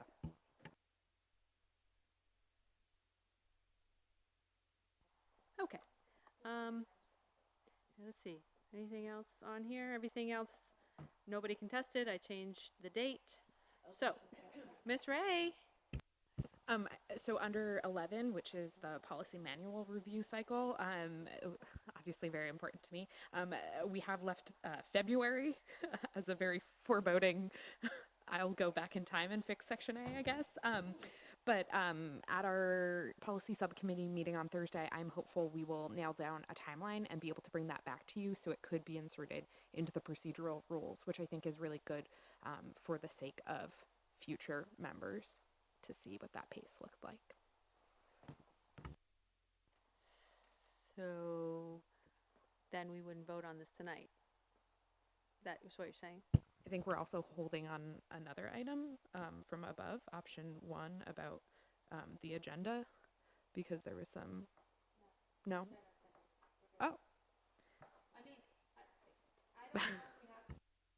I don't know if we have to be this specific. This was a rotation before, and I think that I took the months out because within this year, these are the things that you could touch upon. But if you feel like that's not the way that's going to work, then by all means, we can, I don't mind.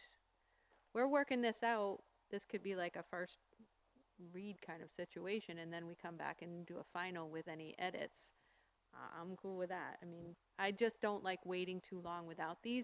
The only thing we have to fall back on right now is what our policy says, and that's Robert's rules. And I like us to have our own, like that we've worked on and created and agreed upon. So, so we'll consider that. Is it supposed to say from 2020 to 2022 for Section A? It's a full 2-year span to cover that? I think that's A through F. The timeframes are a little odd. Oh, okay, I see. So 2 years to cover A through F. Is that what that's saying? Yeah, it used to be super specific about this month we're going to do this month we're going to do that. And I think that's because those were just pretty much like run of the mill. We're just going to do, but we have a lot of work to do. We just got our stuff back from MSMA, right? So a lot of the stuff will be just reviewing and updating the date on those, but we are receiving our MSMA results back kind of piecemeal. I think we can probably tackle it faster than you might think. That doesn't matter if it's faster than what's on here. We're just saying within the 2 years, you're going to look at all this stuff. Yeah, so I would just remove the under G through I and sections K and L, there are different time pieces in there. So I would just say FY 2020 to FY 2022. Oh my gosh. Yeah, and have all of the sections reviewed on a 2-year basis.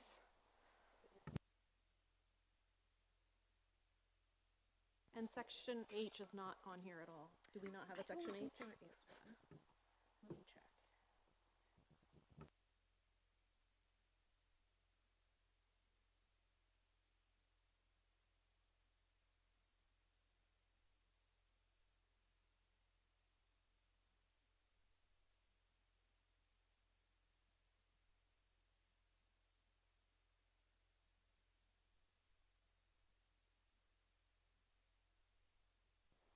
Section H is negotiations, so I'm not sure if that can be changed. I haven't received it's mostly any notes law. on it. It's Right. mostly law. But we should probably still confirm it so we all know what's in there. I can add that in. G H. Bobby.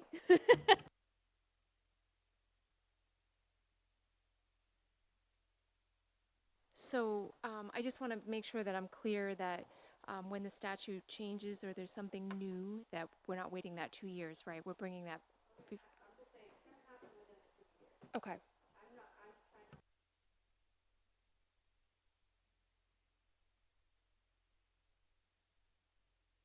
We have a lot of catch-up work to do first to get in line with statute. Yes. So we're going to chug through that and then also make the updates as they come.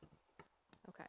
So the suggestion is just to do FY 2020 through 2022 for the review of the sections and call it a day. Yes, Ms. Parks, you agree? Mr. Damon, is that good? Mr. Majerus Collins? Ms. Whitlow? Yes. Okay, sweet. Do you want me to add H? Should I add H or no? It should be reviewed. Okay. I'm going to add H. Mr. Damon, you had something? Yeah, at the very top of the procedural rules, Yep. For a period of 3/2/2020 through 1/1/21, wouldn't we want to make this the procedural rules for this board, since we were elected until basically 1/1/22? Yeah, they've been done yearly for some reason. I don't know that we have to do it that way, or we can just have these stand for the 2 years, because we have the right within this to change any procedural rule we want at any time. It would seem as we're That seems- working through all this and changing all this, it might make more sense to call this a 2-year procedural rule. I like it. And, you know, that Ms. Ray? Since we vote on the chair annually, I believe that is why this procedural rule also matches up annually in case there is a change in the chair and they would like to review it at that point. I think your point is also salient, though, that it can change at any point when a member goes through the proper process that we're deciding here to get it on an agenda. And I think that this is the same body of people, so whoever the chair is, we all agreed right now that this is a thing, and we can change the rules anytime. So I think we can change it to 2022. How do others feel? Okay, great. Okay, so, yes? Why is it every time? Never mind. Just kidding. Okay, so I'm wondering if we could add something, if it's not like in our charter that it has to be this way, that until new procedural rules are adopted by the new school committees every 2 years, former procedural rules remain in place, so that there isn't that rush, like, oh my gosh, we're doing something wrong.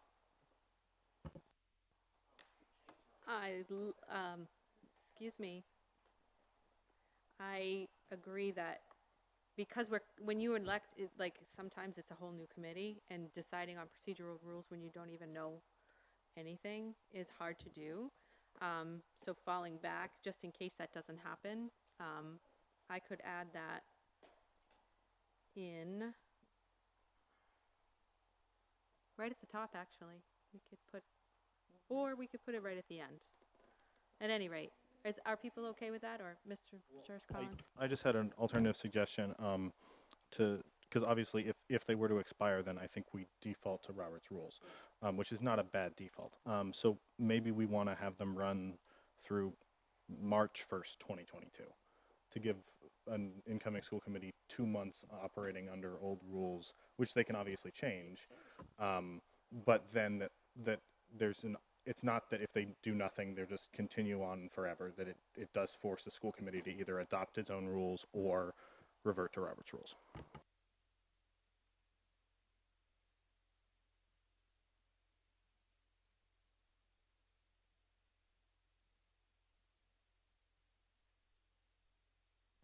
For a period of now until the next committee enacts their own rules, that just sort of simplifies it. Instead of putting a date? Right. Until the incoming committee elects their own rules or votes upon their own rules. Yeah. No, I get what you're saying. Wordsmith it more, but something like that. Simplify.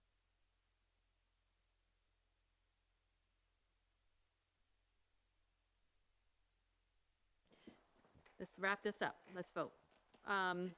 We are going to change at the top for the period of now through the election of the procedural rule creation of the next committee. I like that word, adoption of rules by the next committee, the next elected committee. And then we are keeping number 2 with the dates. We're picking option 1, and we are adding future agenda items. We're keeping the workshops. We are keeping the subcommittee must meet at least once. We kept 7 as was. We struck 8 so that we are not going to the schools. We struck 10, we're not meeting with Auburn. We are adding in the school committee will try to incorporate our student representatives more. We have adjusted the policy review to include the entire length of time we're here. And that is that. I'll get it cleaned up and sent to you, but yes? just a quick question. Did you, at the top, change the specific dates to go until 2022? No, that's what we're saying, through the adoption of the rules by the next elected committee. Okay, so we weren't So gonna, we're not- this there's is still gonna specific be a date. year. No, the next elected. We don't get reelected. This doesn't happen, the election doesn't happen again for 2 years. Correct. Yes. I'm wondering if we were gonna put this date here. We're not gonna put a 2022. date. Oh, we're not gonna at all. Through adoption of rules by the next committee. Okay. So that gives them time when they first come in. Okay. Okay. I will entertain a motion. Mr. Donovan. Motion to approve the rules as we've been discussing. Okay. Second. All those in favor? Oh, no. That was not highlighted, but 15(2)C, there will be annual joint State of the City and State of the Schools presentations at appropriate events.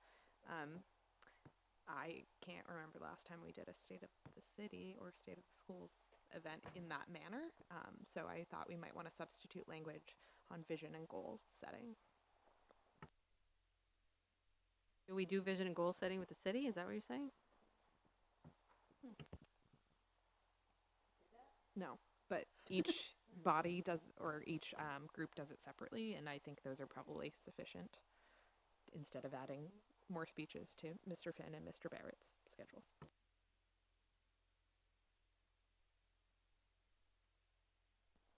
I'm trying to find it. It's under 15, you said? 15(2)C. There will be an annual joint, quote, State of the City, Schools presentation at appropriate events. Can we strike that? Was that okay? Because you made the motion. Is that okay? Yes? Okay. We're just going to take it out. Strike. Format.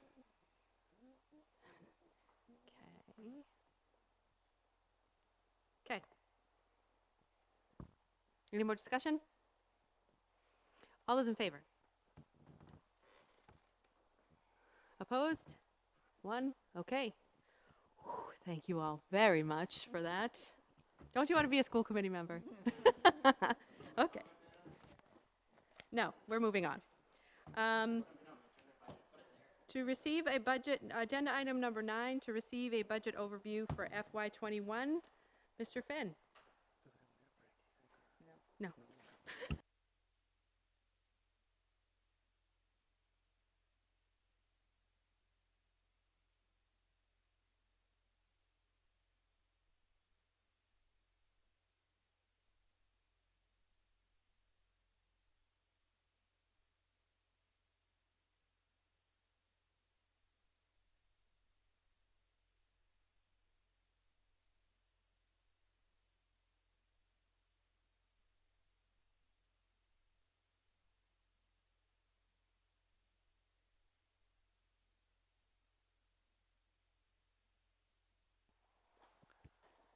Good evening, everyone.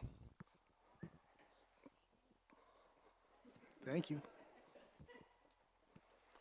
Before I get started, I want to thank everybody who has helped me assimilate to not only Lewiston Public Schools, but the city of Lewiston. A lot of folks here that took some time out of their busy schedules when I first got here, met with me, filled me in on what Lewiston was all about, and let me know that this is going to be a very difficult job. And they're absolutely right about that. You know, tonight is another first.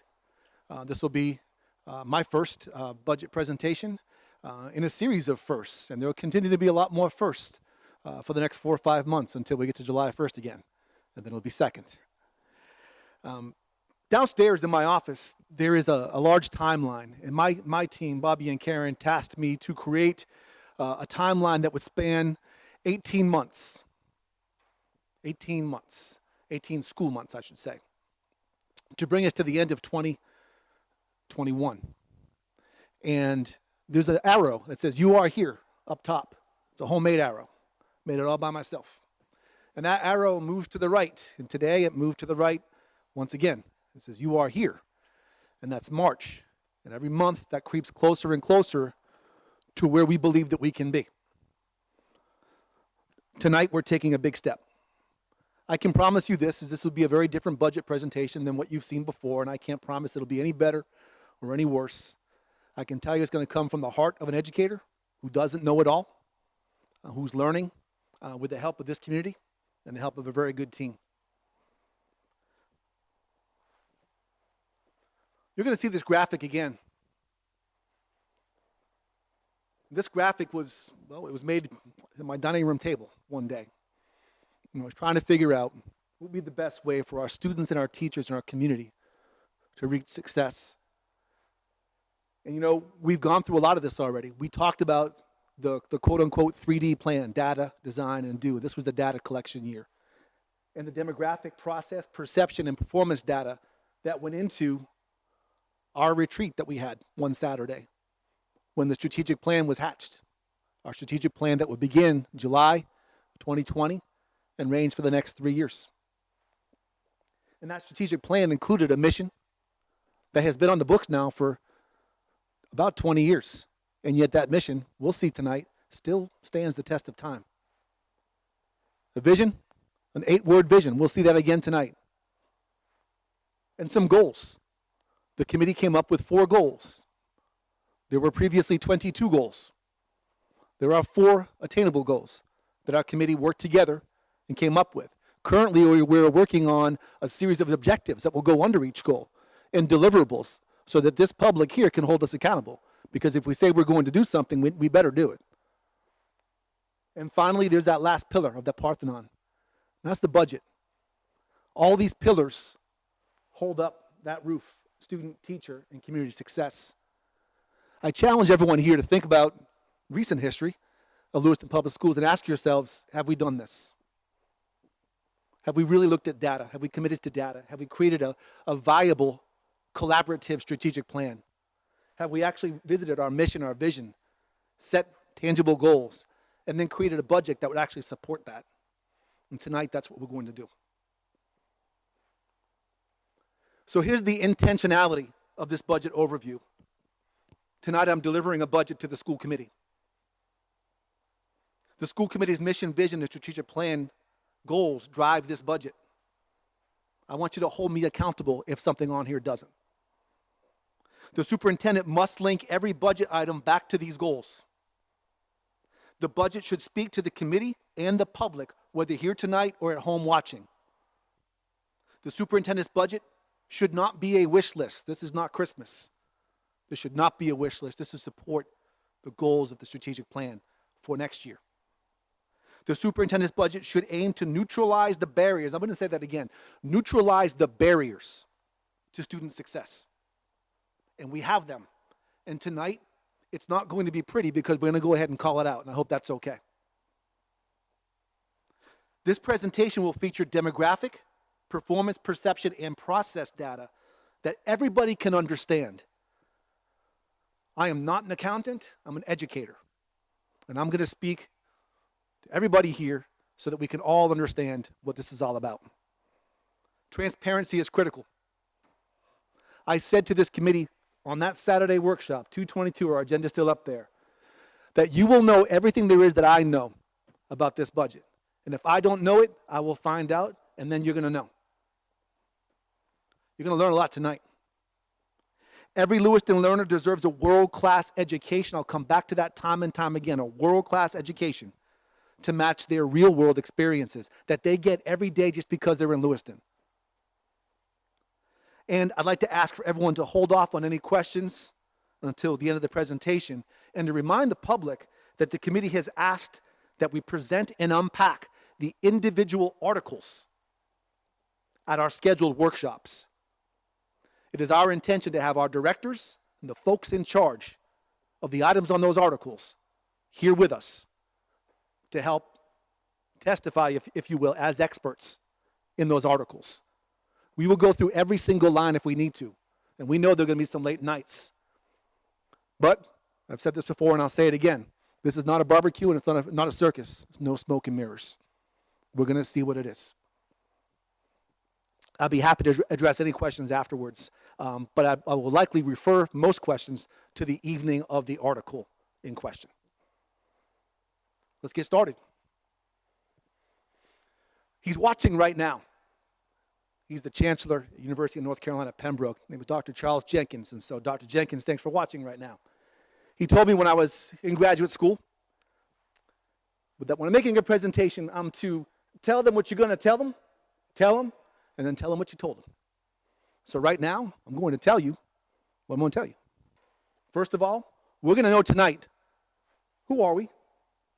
Where are we now? How did we get to where we are now? And where do we want to go in fiscal year 21? How are we going to get there in fiscal year 21? And how will we know if we were successful? How are you going to hold us accountable in fiscal year 21? What are the current, here it comes again, barriers to success in fiscal year 20 right now? And what must we do to remove these barriers next year? And then what are our next steps? So let's answer this question. Who are we?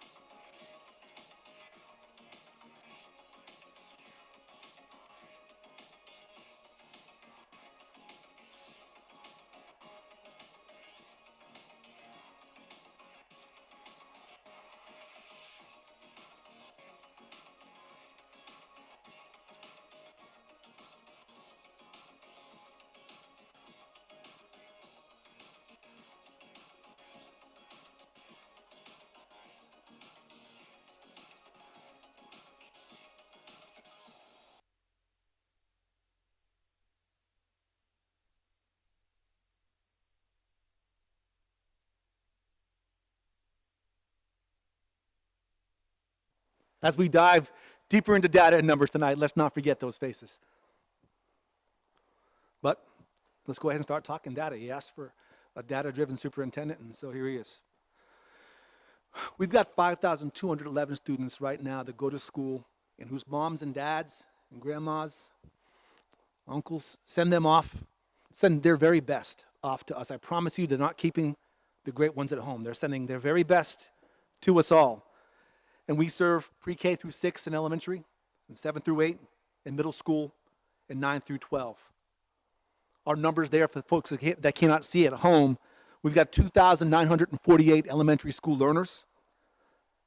We've got 777 middle school scholars and 1,486 high school learners.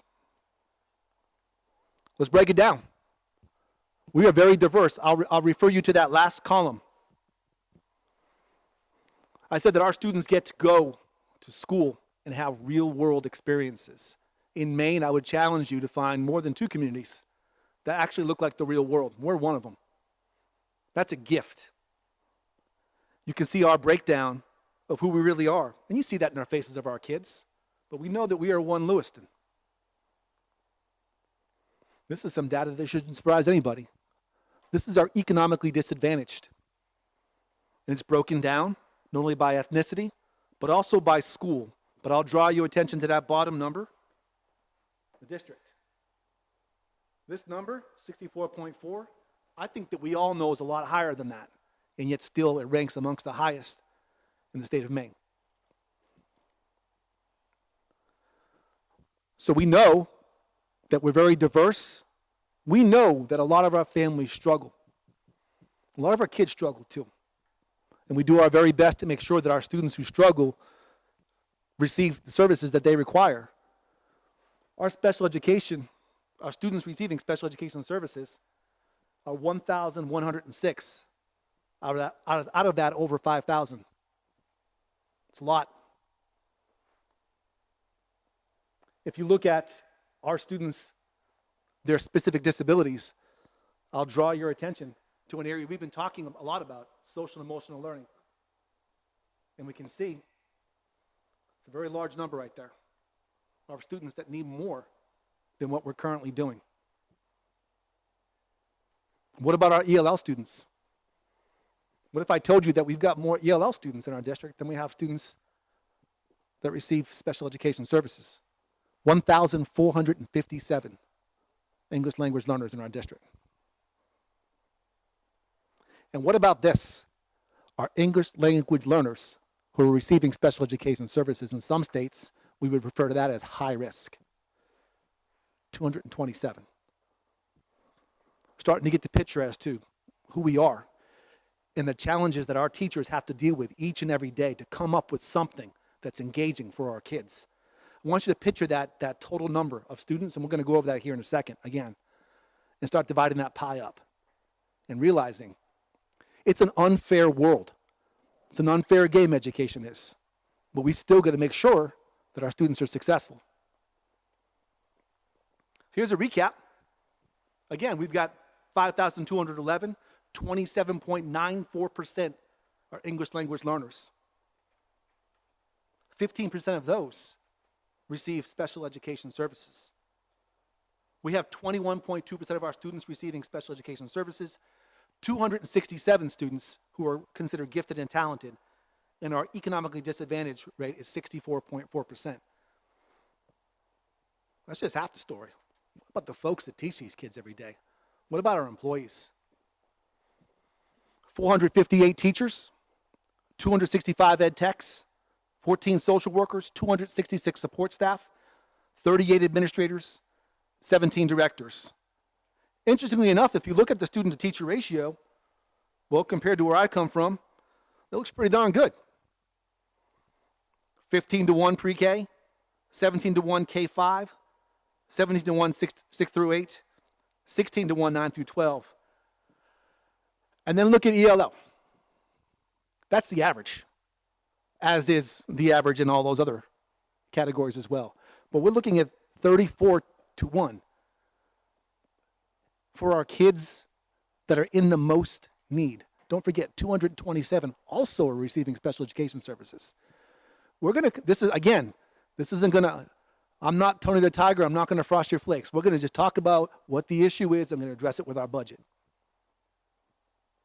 Our staff turnover rate from last year, 177 people left our district. A lot of those were teachers. A lot of those were darn good teachers. I've told the other superintendents, I'm going to get them back. Who's our community? Our community wants to see us succeed. Our community is made up of all these different groups.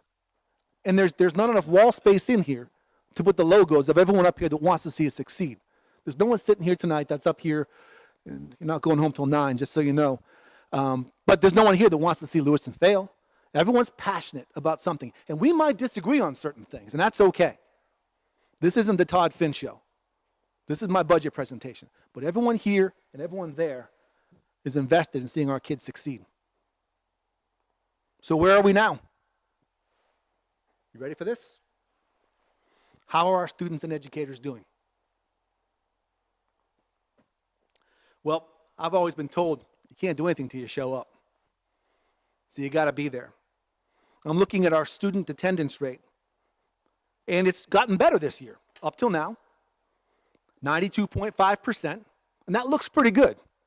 Let's not forget Geiger brought home a banner tonight at 95.5. But this means that, on average, 391 students are absent every single day in Lewiston Public Schools. And then, let's look over at the teachers.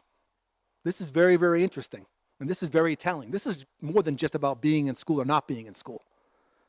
If you look at the total off to the right, that red represents the total number of teacher absences we've had this year, as opposed to the blue, which was last year. And if you can look close enough, you'll see that Lewiston High School, LRTC, and Lewiston Middle School are doing slightly better this year than last year. But there's something going on with our teachers in the elementary school. And I'm going to tell you right now, it's not their fault. I am we now. I am the district now. So this is on me now. We know that our budget needs to address a barrier that we're going to talk about here very soon that's making it so that our teachers sometimes often aren't able to come to work because they've just been stretched too thin. We know that our teachers in the elementary school that often, well, they have 40 minutes of planning, but the reality is that planning's often filled with making phone calls home to parents. We know that. Sometimes tutoring off to the side when they probably should be taking a break. And that adds up over the period of time. We're also going to talk about these teachers and really how young in the game they are when you look at our staff here in Lewiston. And there's a reason why. That when our teacher attendance rate, which by the way is 94%, and that's better than the national average, by the way. That's telling you there's a trend across this nation. Which means on any given day, 28 teachers are absent. Let me break this down for you. That means that if only 5 of those 28 are in our elementary schools, 85 kids didn't have a teacher that day. And God bless our subs. But 85 kids did not have a teacher that day, on top of the 391 students who didn't come to school. You see what I'm saying here? This is starting to add up. And here's our performance. We've all seen this in the paper. Guess what? That's my data now. I wasn't here a year ago as a superintendent when these tests were taken. But I got those results, and those are mine now, and that's my responsibility. And for those watching from home, and those who really can't see the screen very well here, that dark red and that orange, that's emerging and developing. The turquoise, that's meeting. That's our district. That's how our kiddos are doing right now. And I've asked time and time again, is this the best we can do? And I get an emphatic no. We can do better than that. Of course we can. And so we draw our attention to that turquoise, and we look very closely, and we see at Montello and Raymond A. Geiger schools, these are our ELL students that are actually meeting proficiency. That's it. Our graduation rate, we'll talk about that here soon. It's emerging, as low as it gets. So the challenge tonight is for us to do some work with this budget that ultimately will address this. Let's go deeper on our English language learners. English language learners achieving English language proficiency across the state are 11.3%. In Lewiston, we're 5.59. Keep in mind that class size, 34-1. 81 ELL students are proficient in Lewiston Public Schools right now. Remember we talked about, we've got 1,400. 1,375 ELL students are not proficient in Lewiston Public Schools. And it's not because their teachers aren't working hard. And it's not because the principals aren't doing a phenomenal job. Because we can do better and we should do better. To even meet the statewide numbers in Lewiston Public Schools, we need to have 83 more of those kiddos, 83 more, become proficient. This budget aims to take care of that. Let's go ahead and break those ratios down even further. You see numbers on there like 44-1, 41-1, 26-1, 35-1, 33-1, 37-1. And then do we wonder why we see this? And this is not the fault of the school committee, but it's my job. You ask for the data. It's my job to drill down and find out what the heck is making us do this. So we know we're not doing very well in school. Well, how are our kids treating each other? Well, we sat through a phenomenal Friday night City Youth Council. We talked about bullying, and we had some brave kids up on that stage, and some adults too. I was so humbled by it that the prepared speech I had, I just threw off to the side. I just wanted to talk to them. Last 3 years, blue, orange, and gray. Right now, we're only in February. These are substantiated incidents of bullying. And we can see Lewiston Public Schools can do a whole lot better than that. Substantiated doesn't mean that there wasn't a complaint. There could be 38, 48 complaints. Substantiated, we're at 5 now. And so That tracks to probably be somewhere around 10 by the end of the school year. This budget will address this. What about discipline data?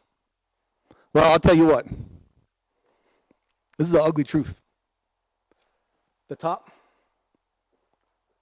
this is in-school suspension so far this year up until last week. I'll do the honors by doing the math. Between our in-school suspension and our out-of-school suspensions, 1,009 students have been suspended this year. Now, think about this. 1,009 students who are either in school or out of school suspension, probably not accessing the teachers they need to be accessing. On top of our teachers who are burned out and absent. On top of the students who automatically don't come to school anyways. It starts to add up, doesn't it? This starts to make sense.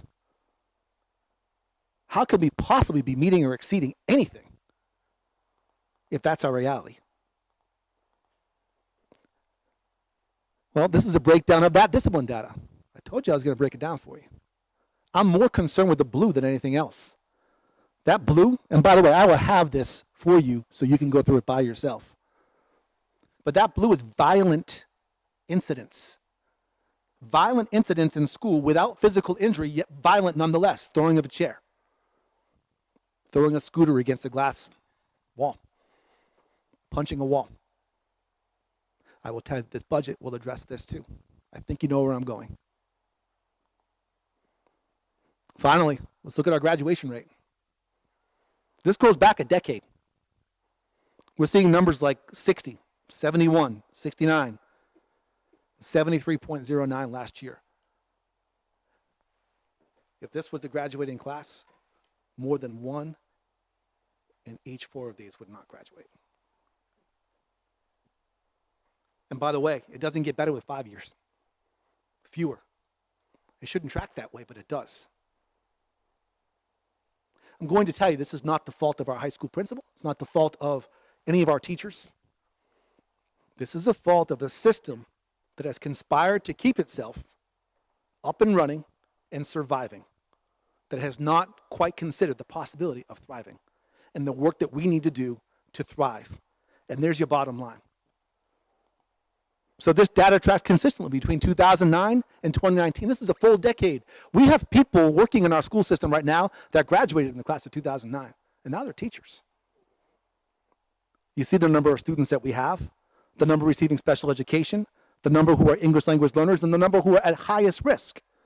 You see our attendance rate, our teacher attendance rate, our 1,009 suspensions in or out of school.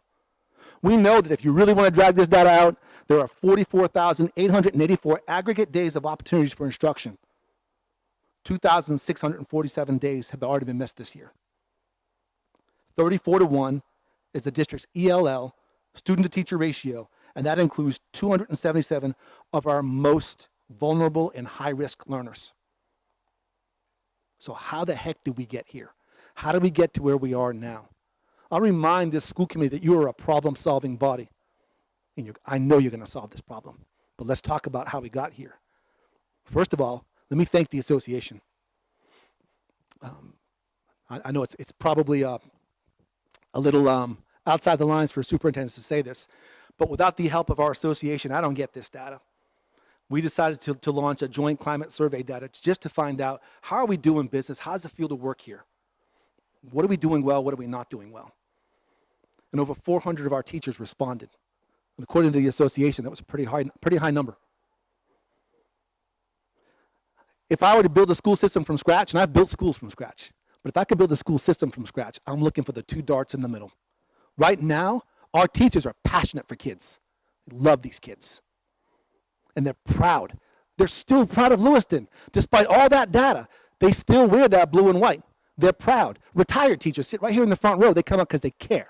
They care about these kids, they care about this city, and they know that we can do better.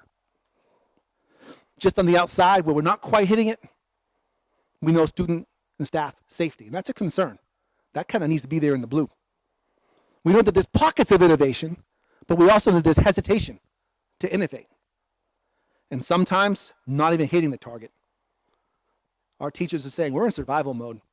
We don't know the direction from year to year. It's hard to get up and go to work not knowing where the heck we're going. We're in compliance. We're in a compliance culture. Parent and family involvement is nearly non-existent. We're spending far too much time on discipline. So say our teachers, and they're right. We saw the numbers. Lack of focus and direction. Until January of this year, our teachers didn't even quite know exactly what direction that we were going to be going. And as a first-year rookie superintendent, I couldn't tell them until 6 months in. All right, guys, I collected some data. I think this is where we're going. And then I had to make sure it was okay with you, our school committee. And you said, yes, onward. You created some goals. We know where we're going now. But when this was given back in the fall, they didn't know. They couldn't have known. Short-term thinking. We're just trying to get by Friday to Friday. We're just trying to get by. So where do we want to go? I'll bring you back to the Parthenon. Remember the Parthenon? This is where we want to go. We want to be on that roof. We want students and teachers in our community to be successful. And we know a lot of work has already happened. There's that mission. Folks who worked in Lewiston Public Schools 20 years ago know that that's the same exact mission that they had. And isn't it interesting how actually timely it is? Thanks, Crystal. All right. Not close. Okay, cool. We did that 20 years ago. And it still holds true. Lewiston Public Schools strives to create an environment which will provide opportunities for all students to develop intellectually, physically, emotionally, which in turn will lead the students to a better understanding of themselves, their fellow person, and the world around them. That's why we exist. Have we achieved that mission yet? You're talking to a former Army U.S. Special Operator. Mission is all we're about. Though you be the lone survivor, you will achieve that mission. I look at this right now and say, that's 20 years ago, folks. Have we achieved that mission? The numbers suggest no. Yet the teacher data suggests, but they want to. We really want to do this. We believe in this. They still come to work 94% of the time. Our vision? Well, we created this vision. Where do we want to go? A legacy of substantial, enduring, and continuous learning, and that's it. What's your vision? That should fit on a t-shirt. We talked about this. We did a workshop on this. That word legacy is planting the seeds in a garden you will never see. That's from Hamilton, Lin-Manuel Miranda. It's a great, I caught that lyric as I was listening this weekend. I thought, wow, legacy is one of our 8 words in our vision. And we may never see this, but isn't it our job to make sure it happens? Here's the goals. Be proud of yourself, school committee, because you came up with these. This wasn't driven by the superintendent. In fact, I was the guy with the marker, if you recall, going from sticky pad to sticky pad, trying to keep track of all your brains. Here's our goals. Innovative and improved teaching and learning. Focused and intentional assessment and accountability, and that doesn't mean tests. That means that we're going to say what we're going to do, and we're going to do it, and if not, we're going to hold ourselves accountable. An equitable, accessible, and informed community. And ensuring stewardship of public resources, and that's what the budget's all about. Are we doing the very best we can with these tax dollars to make sure that we move that needle in the right direction for these kiddos? So here we are. We are 33 slides into this, and we're finally using that word budget. Our priority investment over time, we know this year, when I came in to do that July 1st, the first week of July entry plan, we told you we were going to assess the situation, collect data, organize, analyze it, and communicate, and create a 3-year strategic plan. After we do our objectives and our deliverables and our accountability pieces, that will be done, and we will unveil that just before July 1st for the public to see. We know that next year, we want to design professional development to address areas of need in improving instruction, instructional leadership, special education, and regular classroom instruction. Address the opportunity gap, not the achievement gap, the opportunity gap. Redesign systems and structures so as to provide an improved experience for all stakeholders. And we won't talk too much about 2022, but once we redesign in 2021, we better be doing it in 2022. Every penny that we ask, and we know this, every penny that we ask these taxpayers for in investing, redesign, professional development, growing our teachers, supporting our teachers, have better pay off in 2022 because we're launching. We're launching a new way to do school in Lewiston Public Schools. So how will we get to where we want to go? Here's the slide you've all been waiting for. I've got some budget priorities, and these 3 budget priorities are going to address some things for the rest of this presentation. Priority number 1, provide meaningful, intentional, and sustainable professional development for all of our staff members. Priority 2, address equity and the opportunity gap. Priority 3, provide improved instruction through social and emotional learning and a multi-tiered systems of support that is universal across Lewiston Public Schools. Now, will these 3 priorities fix Lewiston Public Schools test scores? Eventually. But these 3 priorities are actually the 3 barriers that I've been speaking about for the past half hour. The lack of these 3 things is stopping us from breaking through to the next level. I got a copy of this for you, Karen. Okay. I knew you were going to be here. So here we are. Let's take a peek at this. Our baseline budget overview with additional requests based on priority investments as per your strategic plan, our strategic plan. 2020 revised budget was $86,102,539. The natural fluctuation in cost drivers, if we do absolutely nothing, we don't even address those 3 things I was just talking about, still going to cost us $2,876,227. And why? Well, let's look at that. These are I'm going to come back to that slide, don't worry.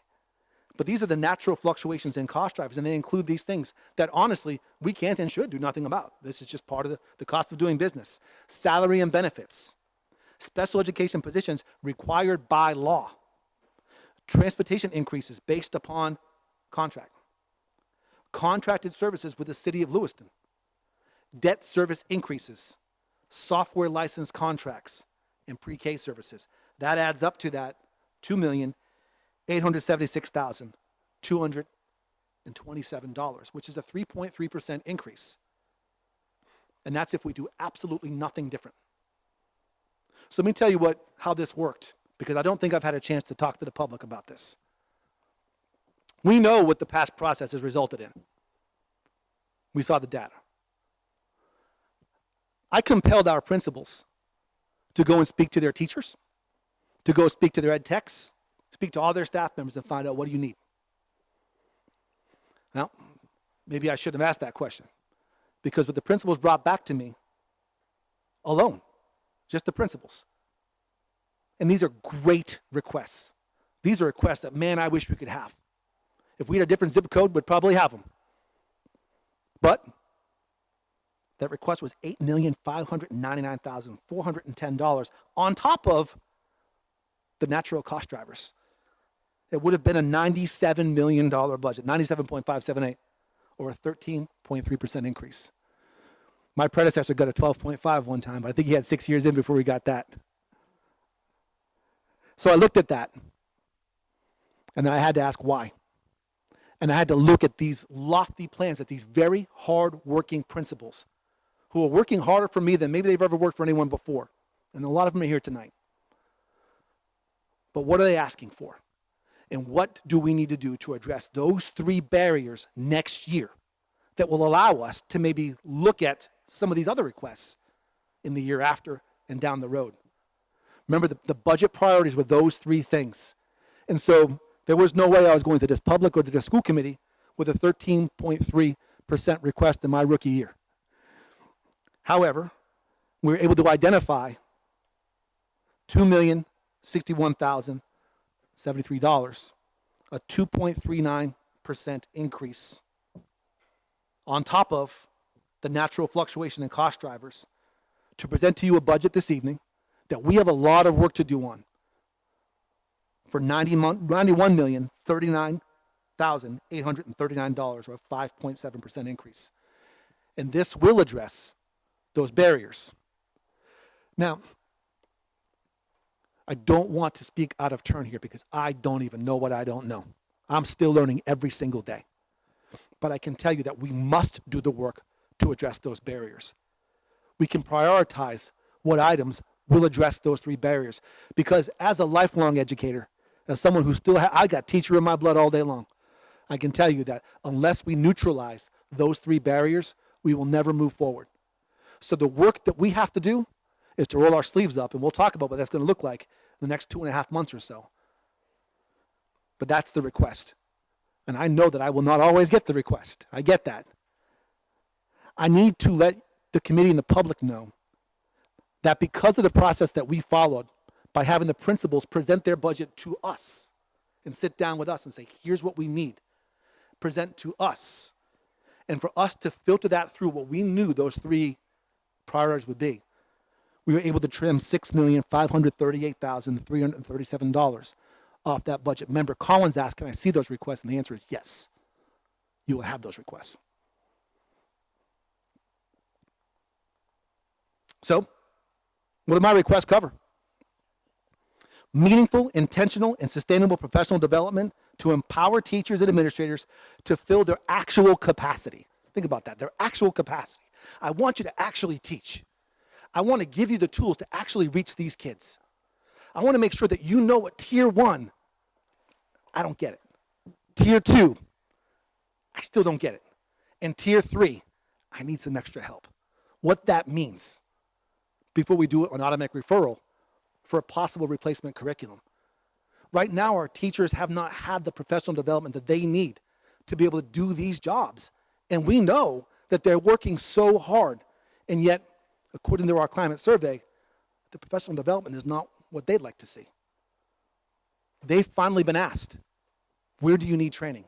And they've spoken to us, and they told us, and that's in this budget. My request will address equity in the opportunity gap with special education, specifically English language learners, in an alternative school redesign that looks a whole lot like what we just saw presented by our friends over at Tree Street. Summer school. Jen, it's in there. And of course, LRTC. Rob will be presenting out Article 3 himself on the evening that we do Article 3. My third request is to provide improved instruction through social and emotional learning and a multi-tiered system of support that is universal across Lewiston Public Schools. On the night that we discussed professional development, I promise you one thing, that's my slide. I get that one. $2,061,073, or this superintendent is asking for 2.39% so that we can address these barriers and improve that data. So let's compare ourselves to other districts, because Lord knows they do it to us. That's where we are in per pupil expenditure as of the last report that was put out for FY 2019. You know, sometimes they say, you get out what you put in. And sometimes I agree with that, unless you're an innovator. If you are an innovator and you have an innovator's mindset, which our principals right now are being trained to have, and they do. Well, if you're an innovator, you can take that per pupil expenditure and do a much better job with it by addressing the barriers. So how will we know if we were successful?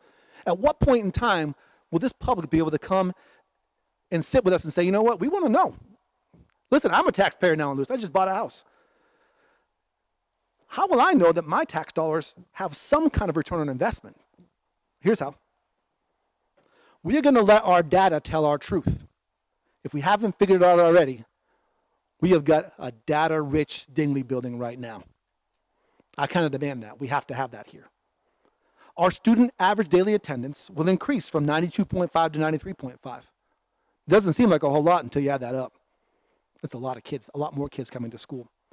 Teacher attendance rate will increase from 94 to 95% because we are going to give them the tools that they need to be able to cope, because from here on up, this is as important as a here on down. And we know that our teachers, I walk into the schools and I see them wiping their eyes. I see them wiping the tears from their eyes. I see them saying, I got this. But I remember being a teacher in a very high-performing school district that was also very poor, poorer than this district. I remember us fist bumping and high-fiving each other on the way out. I remember 3-on-3 basketball tournaments that we would have with the kids.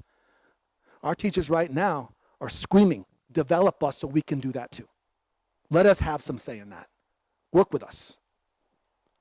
We want to move those MEA outcomes from the emerging and developing in 2019 to developing and meeting in 2021.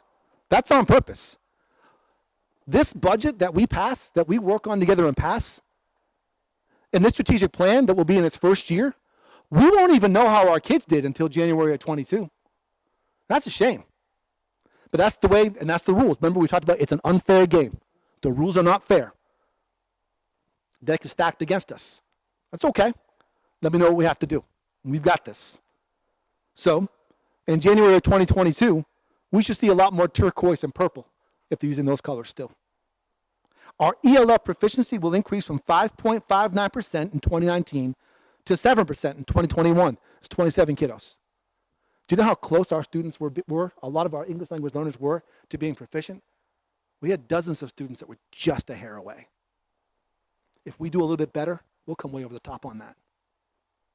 We want to continue the downward trend in bullying and suspensions, because believe it or not, that 1,009 suspensions is a lot less than last year. And we will increase our graduation rate from 73.9% in 2019 to, mark my words on this, I'll get the big guy right here, 83% in 2021. And we know, based on the graduation rates, that Lewiston has not seen 83% since Bruce Springsteen was singing Born in the USA. It's a long time ago. And I'll tell you, it's not part of my script here tonight, but we can learn a lot from the folks that were around back then. And I think we need to reach out and start asking. So what are those current barriers? I'm going to read them to you. Please don't strain your eyes on this. But these are the barriers. You know them already. I've already told you what my priorities are. Those have to be the barriers, right? How can I have priorities that aren't the barriers? So everything links back, right? Do you see how this links back to the data and it links right back to who are we? Well, here's our barriers. We know that we need to provide meaningful, intentional, and sustainable professional development. I reworded some of these because I started getting very passionate when I was writing these. A need for more skilled leadership development. A need for social and emotional learning skills for children and adults in Lewiston Public Schools. A need for data-driven, team-oriented, and validated interventions in all classrooms, diverting from differentiated instruction. A need for training in skilled observation and feedback in a non-evaluative, non-threatening format between administrators and teachers. I've been trained in that, and I want our teachers to be trained in that as well. I'm sorry, our principals to be trained in that as well. A need for more relevant, engaging, and meaningful professional development that is personalized to improve teacher practice in Lewiston Public School. Let's talk about that second barrier, addressing equity and the opportunity gap. A need for engaging curriculum and instructional practices across the district. We know the only way to improve outcomes is to improve instruction. A focus on appropriate use of ELL funding. Stretching our human capital to unsustainable limits. A need for appropriate strategic planning of special education services. Possible loss of summer school and after-school programming if we can't support that programming without a grant. A need for focused and intentional opportunities for remediation, recovery, and acceleration in a non-traditional setting, a lot like our friends do at Tree Street. Systems and structures that prevent design teams from creating mental models for improved scheduling and use of instructional time, giving our educators more voice and choice too. And we know the third barrier, providing improved instruction through social and emotional learning and a multi-tiered systems of support that is universal across Lewiston Public Schools. We have underfunded opportunities for innovative teaching and learning practices. Underutilization of the Tier 1 basic, Tier 2 focused, and Tier 3 intensive interventions in all classrooms. Untapped potential for relationship between adults and students. Scripted, canned, and we know this, test result-oriented expectations for teachers that deny them to teach with their passion in mind. Remember we talked about the only PBL here should be passion-based learning. And a lack of consistent behavior management systems and behavior standards and behavior expectations district-wide, because our kids can and want to meet expectations, but they need those relationships first. What work must we do to remove these barriers? Let's neutralize them. Let's just remove them. So let me justify the $2,061,073 in new requests, quote unquote, new requests. that I'm asking for. These are in no particular order. We want our kids to be able to stay after school and participate in activities, whether it's sports or not, whether it's varsity sports or intramurals. Let our kids kick a ball around rather than go back to the neighborhood where we know 64.4%, and that's a low number. We know it's higher than that, are economically disadvantaged. We know that I'm asking for a part-time athletic director for that middle school. We know that the Montello Elementary School is asking for leadership team stipends. Lewiston Middle School is asking for leadership team stipends because they want to meet bi-weekly. They want to do more. Lewiston Middle School expeditionary learning supplies. It's expensive to do that work, but it's absolutely awesome. I'm asking for 100 Edgenuity licenses for Impact Academy, which will be our new alternative to school. Reallocation of the Montello assistant principal and the Lewiston Middle School assistant principal, because currently they're being paid for with English language learner funds. Pause on that for a second. We have 2 assistant principals who are wonderful assistant principals. We need to put them into the general fund and give that money back to English language learners. Could you imagine what we could do with that? We need those assistant principals. We're accustomed to those assistant principals, but we've got 2 that maybe you didn't even know about are sitting in ELL. I'm asking for that to come out. Let's go a little bit deeper. Additional translation services. I've built some phenomenal relationships with our folks. There's only one Howa. She's sitting right here tonight. I got one Howa, and I've got my go-to people. I got my go-to people in our district that are helping me learn what do we need to do more, what do we need to do better, from voices that maybe I don't even understand. We need more of that. Meeting mandated requirements for students receiving special education services. Mandated requirements. That's included, by the way, in this. About $1 million of that is included in these quote-unquote new requests. There's not a lot we can do about that. Improved supervision model for K through 12 special education services. Improved instructional practices for students receiving special education services. And improved support for students receiving special education services. Locally budgeted support for 21st century after school and summer programming to the tune of $225,550, as so eloquently presented by Jen Carter. Artisan teacher training. This is where our principals are going to learn the art of skilled observation and feedback, so our teachers can actually get something out of an administrator coming into their classroom. They can actually garner something from that and say, wow, you just called that neural downshifting. You just said that I was doing time and timing. I had no idea that that was congruency. And have an intellectual conversation rather than thumbs up, good job, sticking out, see you next year. Our principals right now are forced into that because of all the things that we're looking at prior to that. They are putting out fires. They are dealing with 1,009 to this point suspensions. They can't get into the classrooms. The reason why? Our professional development isn't where it needs to be. So we've already targeted that. We know that. Dyslexia training. Because we have kids right now that are seeing words differently than we are. And they're absolutely brilliant. I sat with one last week, and we had a big sticky chart and some markers, and this young man wrote his own personalized learning plan.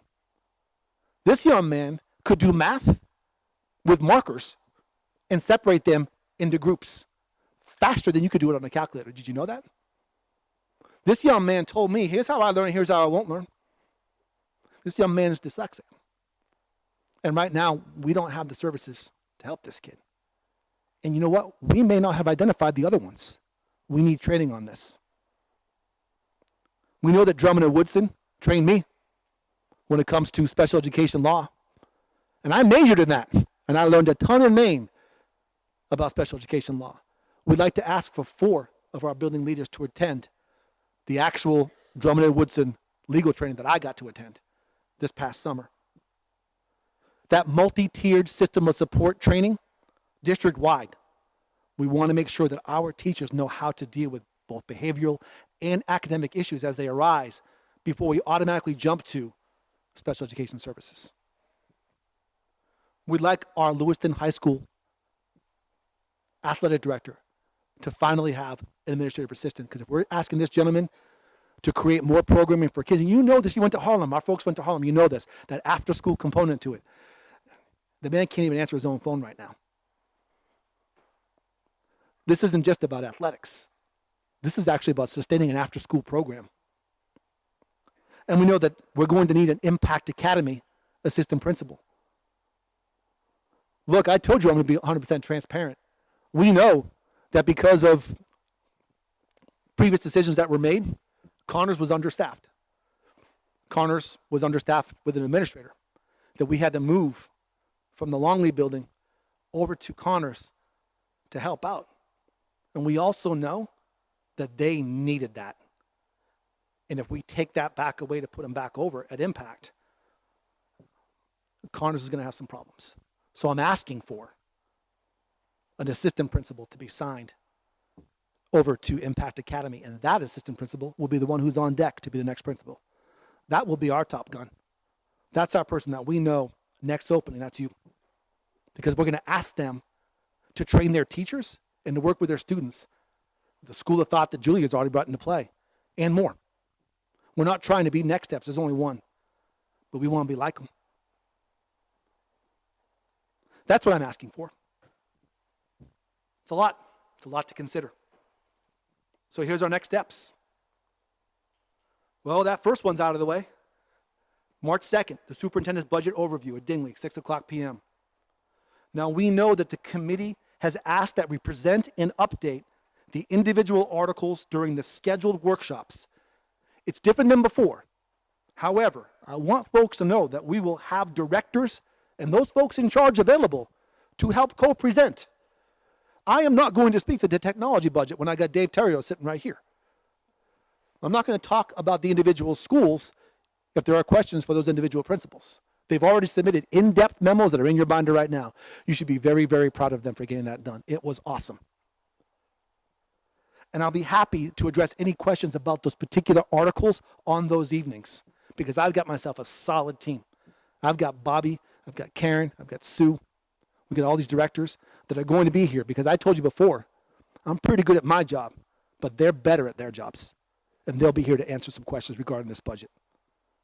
Eventually, we'll have the city council and school committee joint session. I'll present to the city council what we come up with. The city council hopefully will adopt what we come up with to address those 3 barriers, those data-driven barriers. Then there'll be a budget town hall where I'll see all these smiling faces here who will ask me 1,000 questions, and I'll do my best to answer those questions with no smoke and no mirrors. There'll be a public referendum at the Longley School, and hopefully we walk into the middle of May with a budget that addresses those barriers. So let's put it all together. Dr. Jenkins, if you're still awake, you know who we are. You know where we are now. Nobody's proud of that. You know how we got to where we are now. But that's our past. It's not our future. We're not going to compare our chapter 1 to everyone else's chapter 21. We're not doing that. We're on chapter 1 right now. We'll write our 21 eventually. And when we are the premier school district, a world-class district for world-class education for real-world learners, they'll come ask us how we did this, and I'll point them right back to you.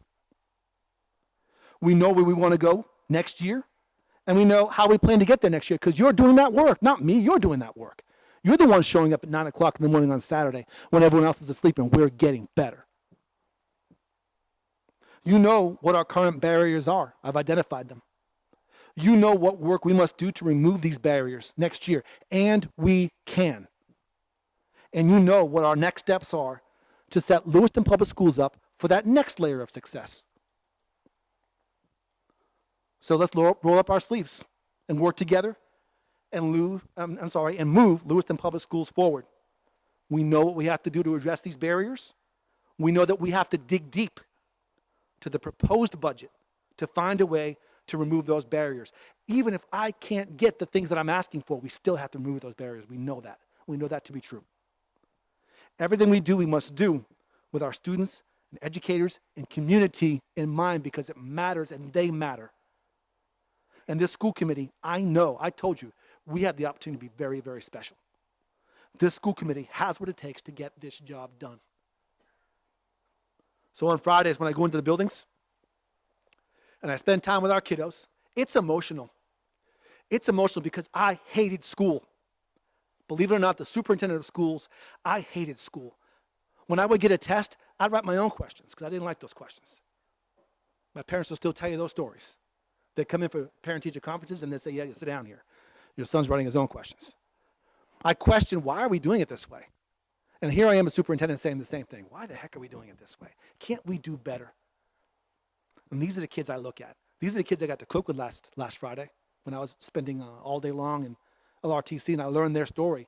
Do you know one thing about LRTC? We'll learn this pretty soon. That's the one thing we're getting darn right. That's the crown jewel of Maine, let alone Lewiston Public Schools. That's everything that's right about public education. And it shouldn't stop when the door signs turn from green to blue. We got a principal here of a high school that wants the same exact thing for his kiddos. So look at their faces. I only get 8 more of these. This is why we do what we do. You see them? You see them smiling? And they're counting on us because it's our job. It's our job to make sure that when I go in those buildings on Fridays, these kids here who have no idea how good it could be, who have no idea what they actually deserve, it's right around the corner for them. These kids downstairs at the store next door, some of them don't even have a home. And still they show up and come to school because they believe that one day we're going to get there. These kids here who have not been taught the differences between black and white and Mainer and New Mainer. These kids here have an opportunity. They have a shot if we can remove these barriers. These kids that design, let them help us design this school system. I want to see more of these smiles because they deserve that. Do you see them? See their faces? This is why we have to work really hard for the next month and a half. And I thank you for your time tonight.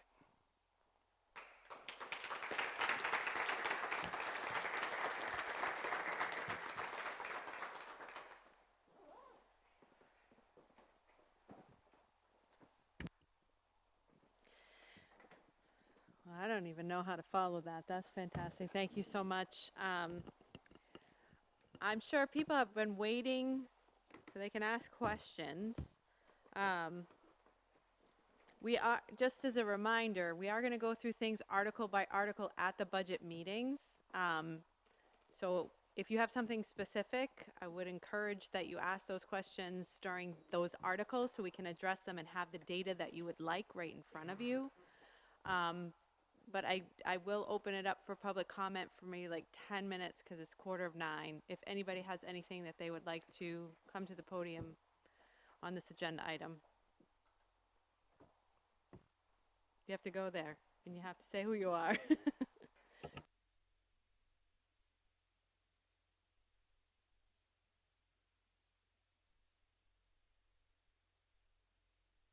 Under the ELL, I don't understand the statistics and the data, where you get like 34 to 1 and 44, all those ones that are on there.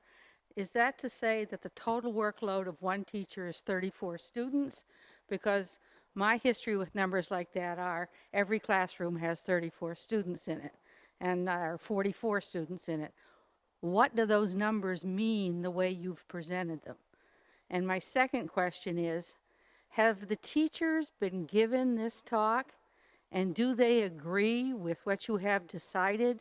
Because if the bottom that's got to do it doesn't, this committee can work like crazy, but you won't get anywhere. So I saw one slide that was the educators, the chart of what the issues were. But after that, I didn't see anything that said, and this all has all been presented to the faculty. The faculty agrees that this is the direction we should be going in, and therefore we, including the people that got to do it, are on board.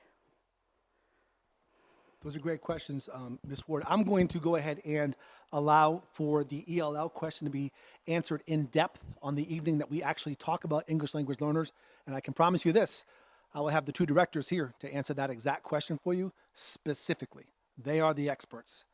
I will also share with you that since you've left our district, and it's a huge loss that you left our district, we've gone out of our way to go out to our schools, to our communities, to sit down with things that we call Lewiston Listens. That's at nighttime, to hear from parents and teachers. A lot of what we came up with was actually extrapolated from the data during their data walks and during their conversations in small groups. We host something that you would love called Genius Hour. And Genius Hour is when I bring a lot of these issues to the table with a driving question. And I blast it out on email. Say, who wants in? First 18. We're averaging 2.5 minutes before it fills up, 18 people. And they show up on a monthly basis. And we dive deep, and everybody cries. We also, Ms. Ward had been doing something called Ignite. And Ignite is where we actually go into the buildings, and we shadow those kids, and we talk to those teachers. And what I've come up with is, it's called the superintendent's budget, but I can clearly tell you, this is our plan.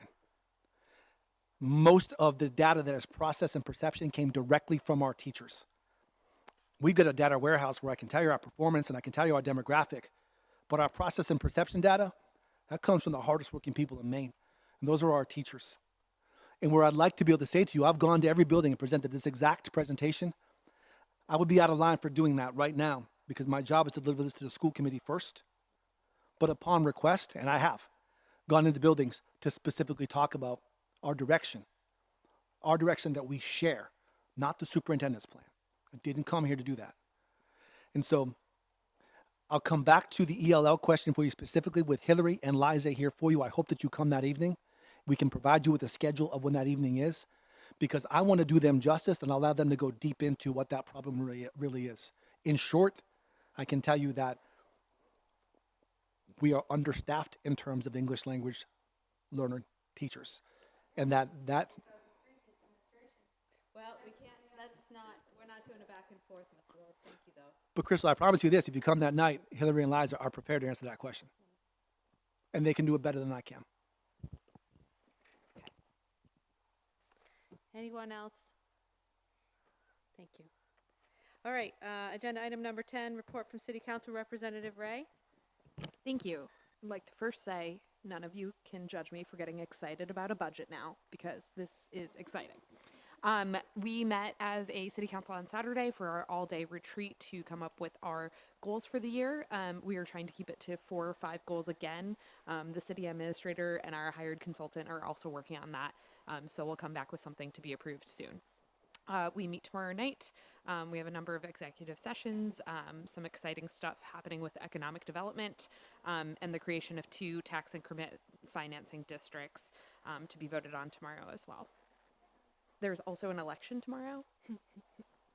Polls are open 7 a.m. till 8 p.m. Longley School. Thank you, Ms. Ray.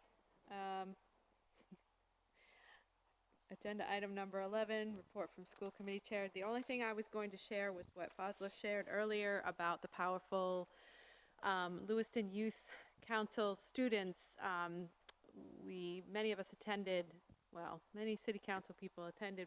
We sat and absorbed these stories from our youth that have been bullied and some adults, and talking through strategies. We had Green Dot there to talk about trainings that you could go to afterward to help if you were a bystander, what you should do. A lot of times people don't understand what or have any tools for what to do in bullying situations. It was just an amazing performance, not performance, but presentation by the students. And well, there kind of was a performance. There was singing. There was music at the end. It ended on a really positive note. So anyway, this is an amazing group of students overall. So I'd love to connect with that group more as well. They're just fantastic. So I'm just going to leave it at that. Report from school superintendent. You done? I thought maybe so. Agenda item number 13, school committee community announcements. Agenda item number 14, future agenda items. Ms. Parks. I would like if at some point in the future we could have a presentation from the adult ed program that is training our new American community members to be teachers here in Lewiston.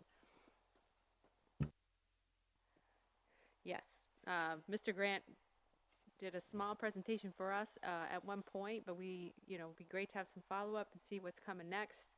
Great article in the paper about how this is happening in other places, and like working in another district and being part of this, so many people are like, yes, this is what we should be doing. So totally, we'll take a note of that. That's it. Can I get a motion? Oh, I'm so sorry. I didn't raise my hand. I was hoping that we could hear, cognizant of budget presentations, but other than that, as quickly as possible, a presentation about what our school district is planning to do, is prepared to do in the face of possible pandemics.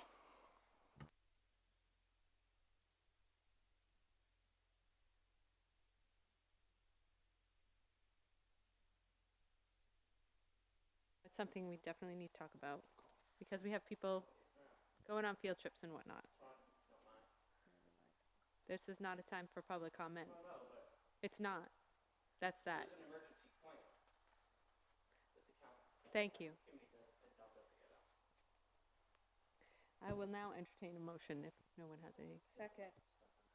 Okay. Somebody? Okay. All those in favor? Okay. Thank you very much.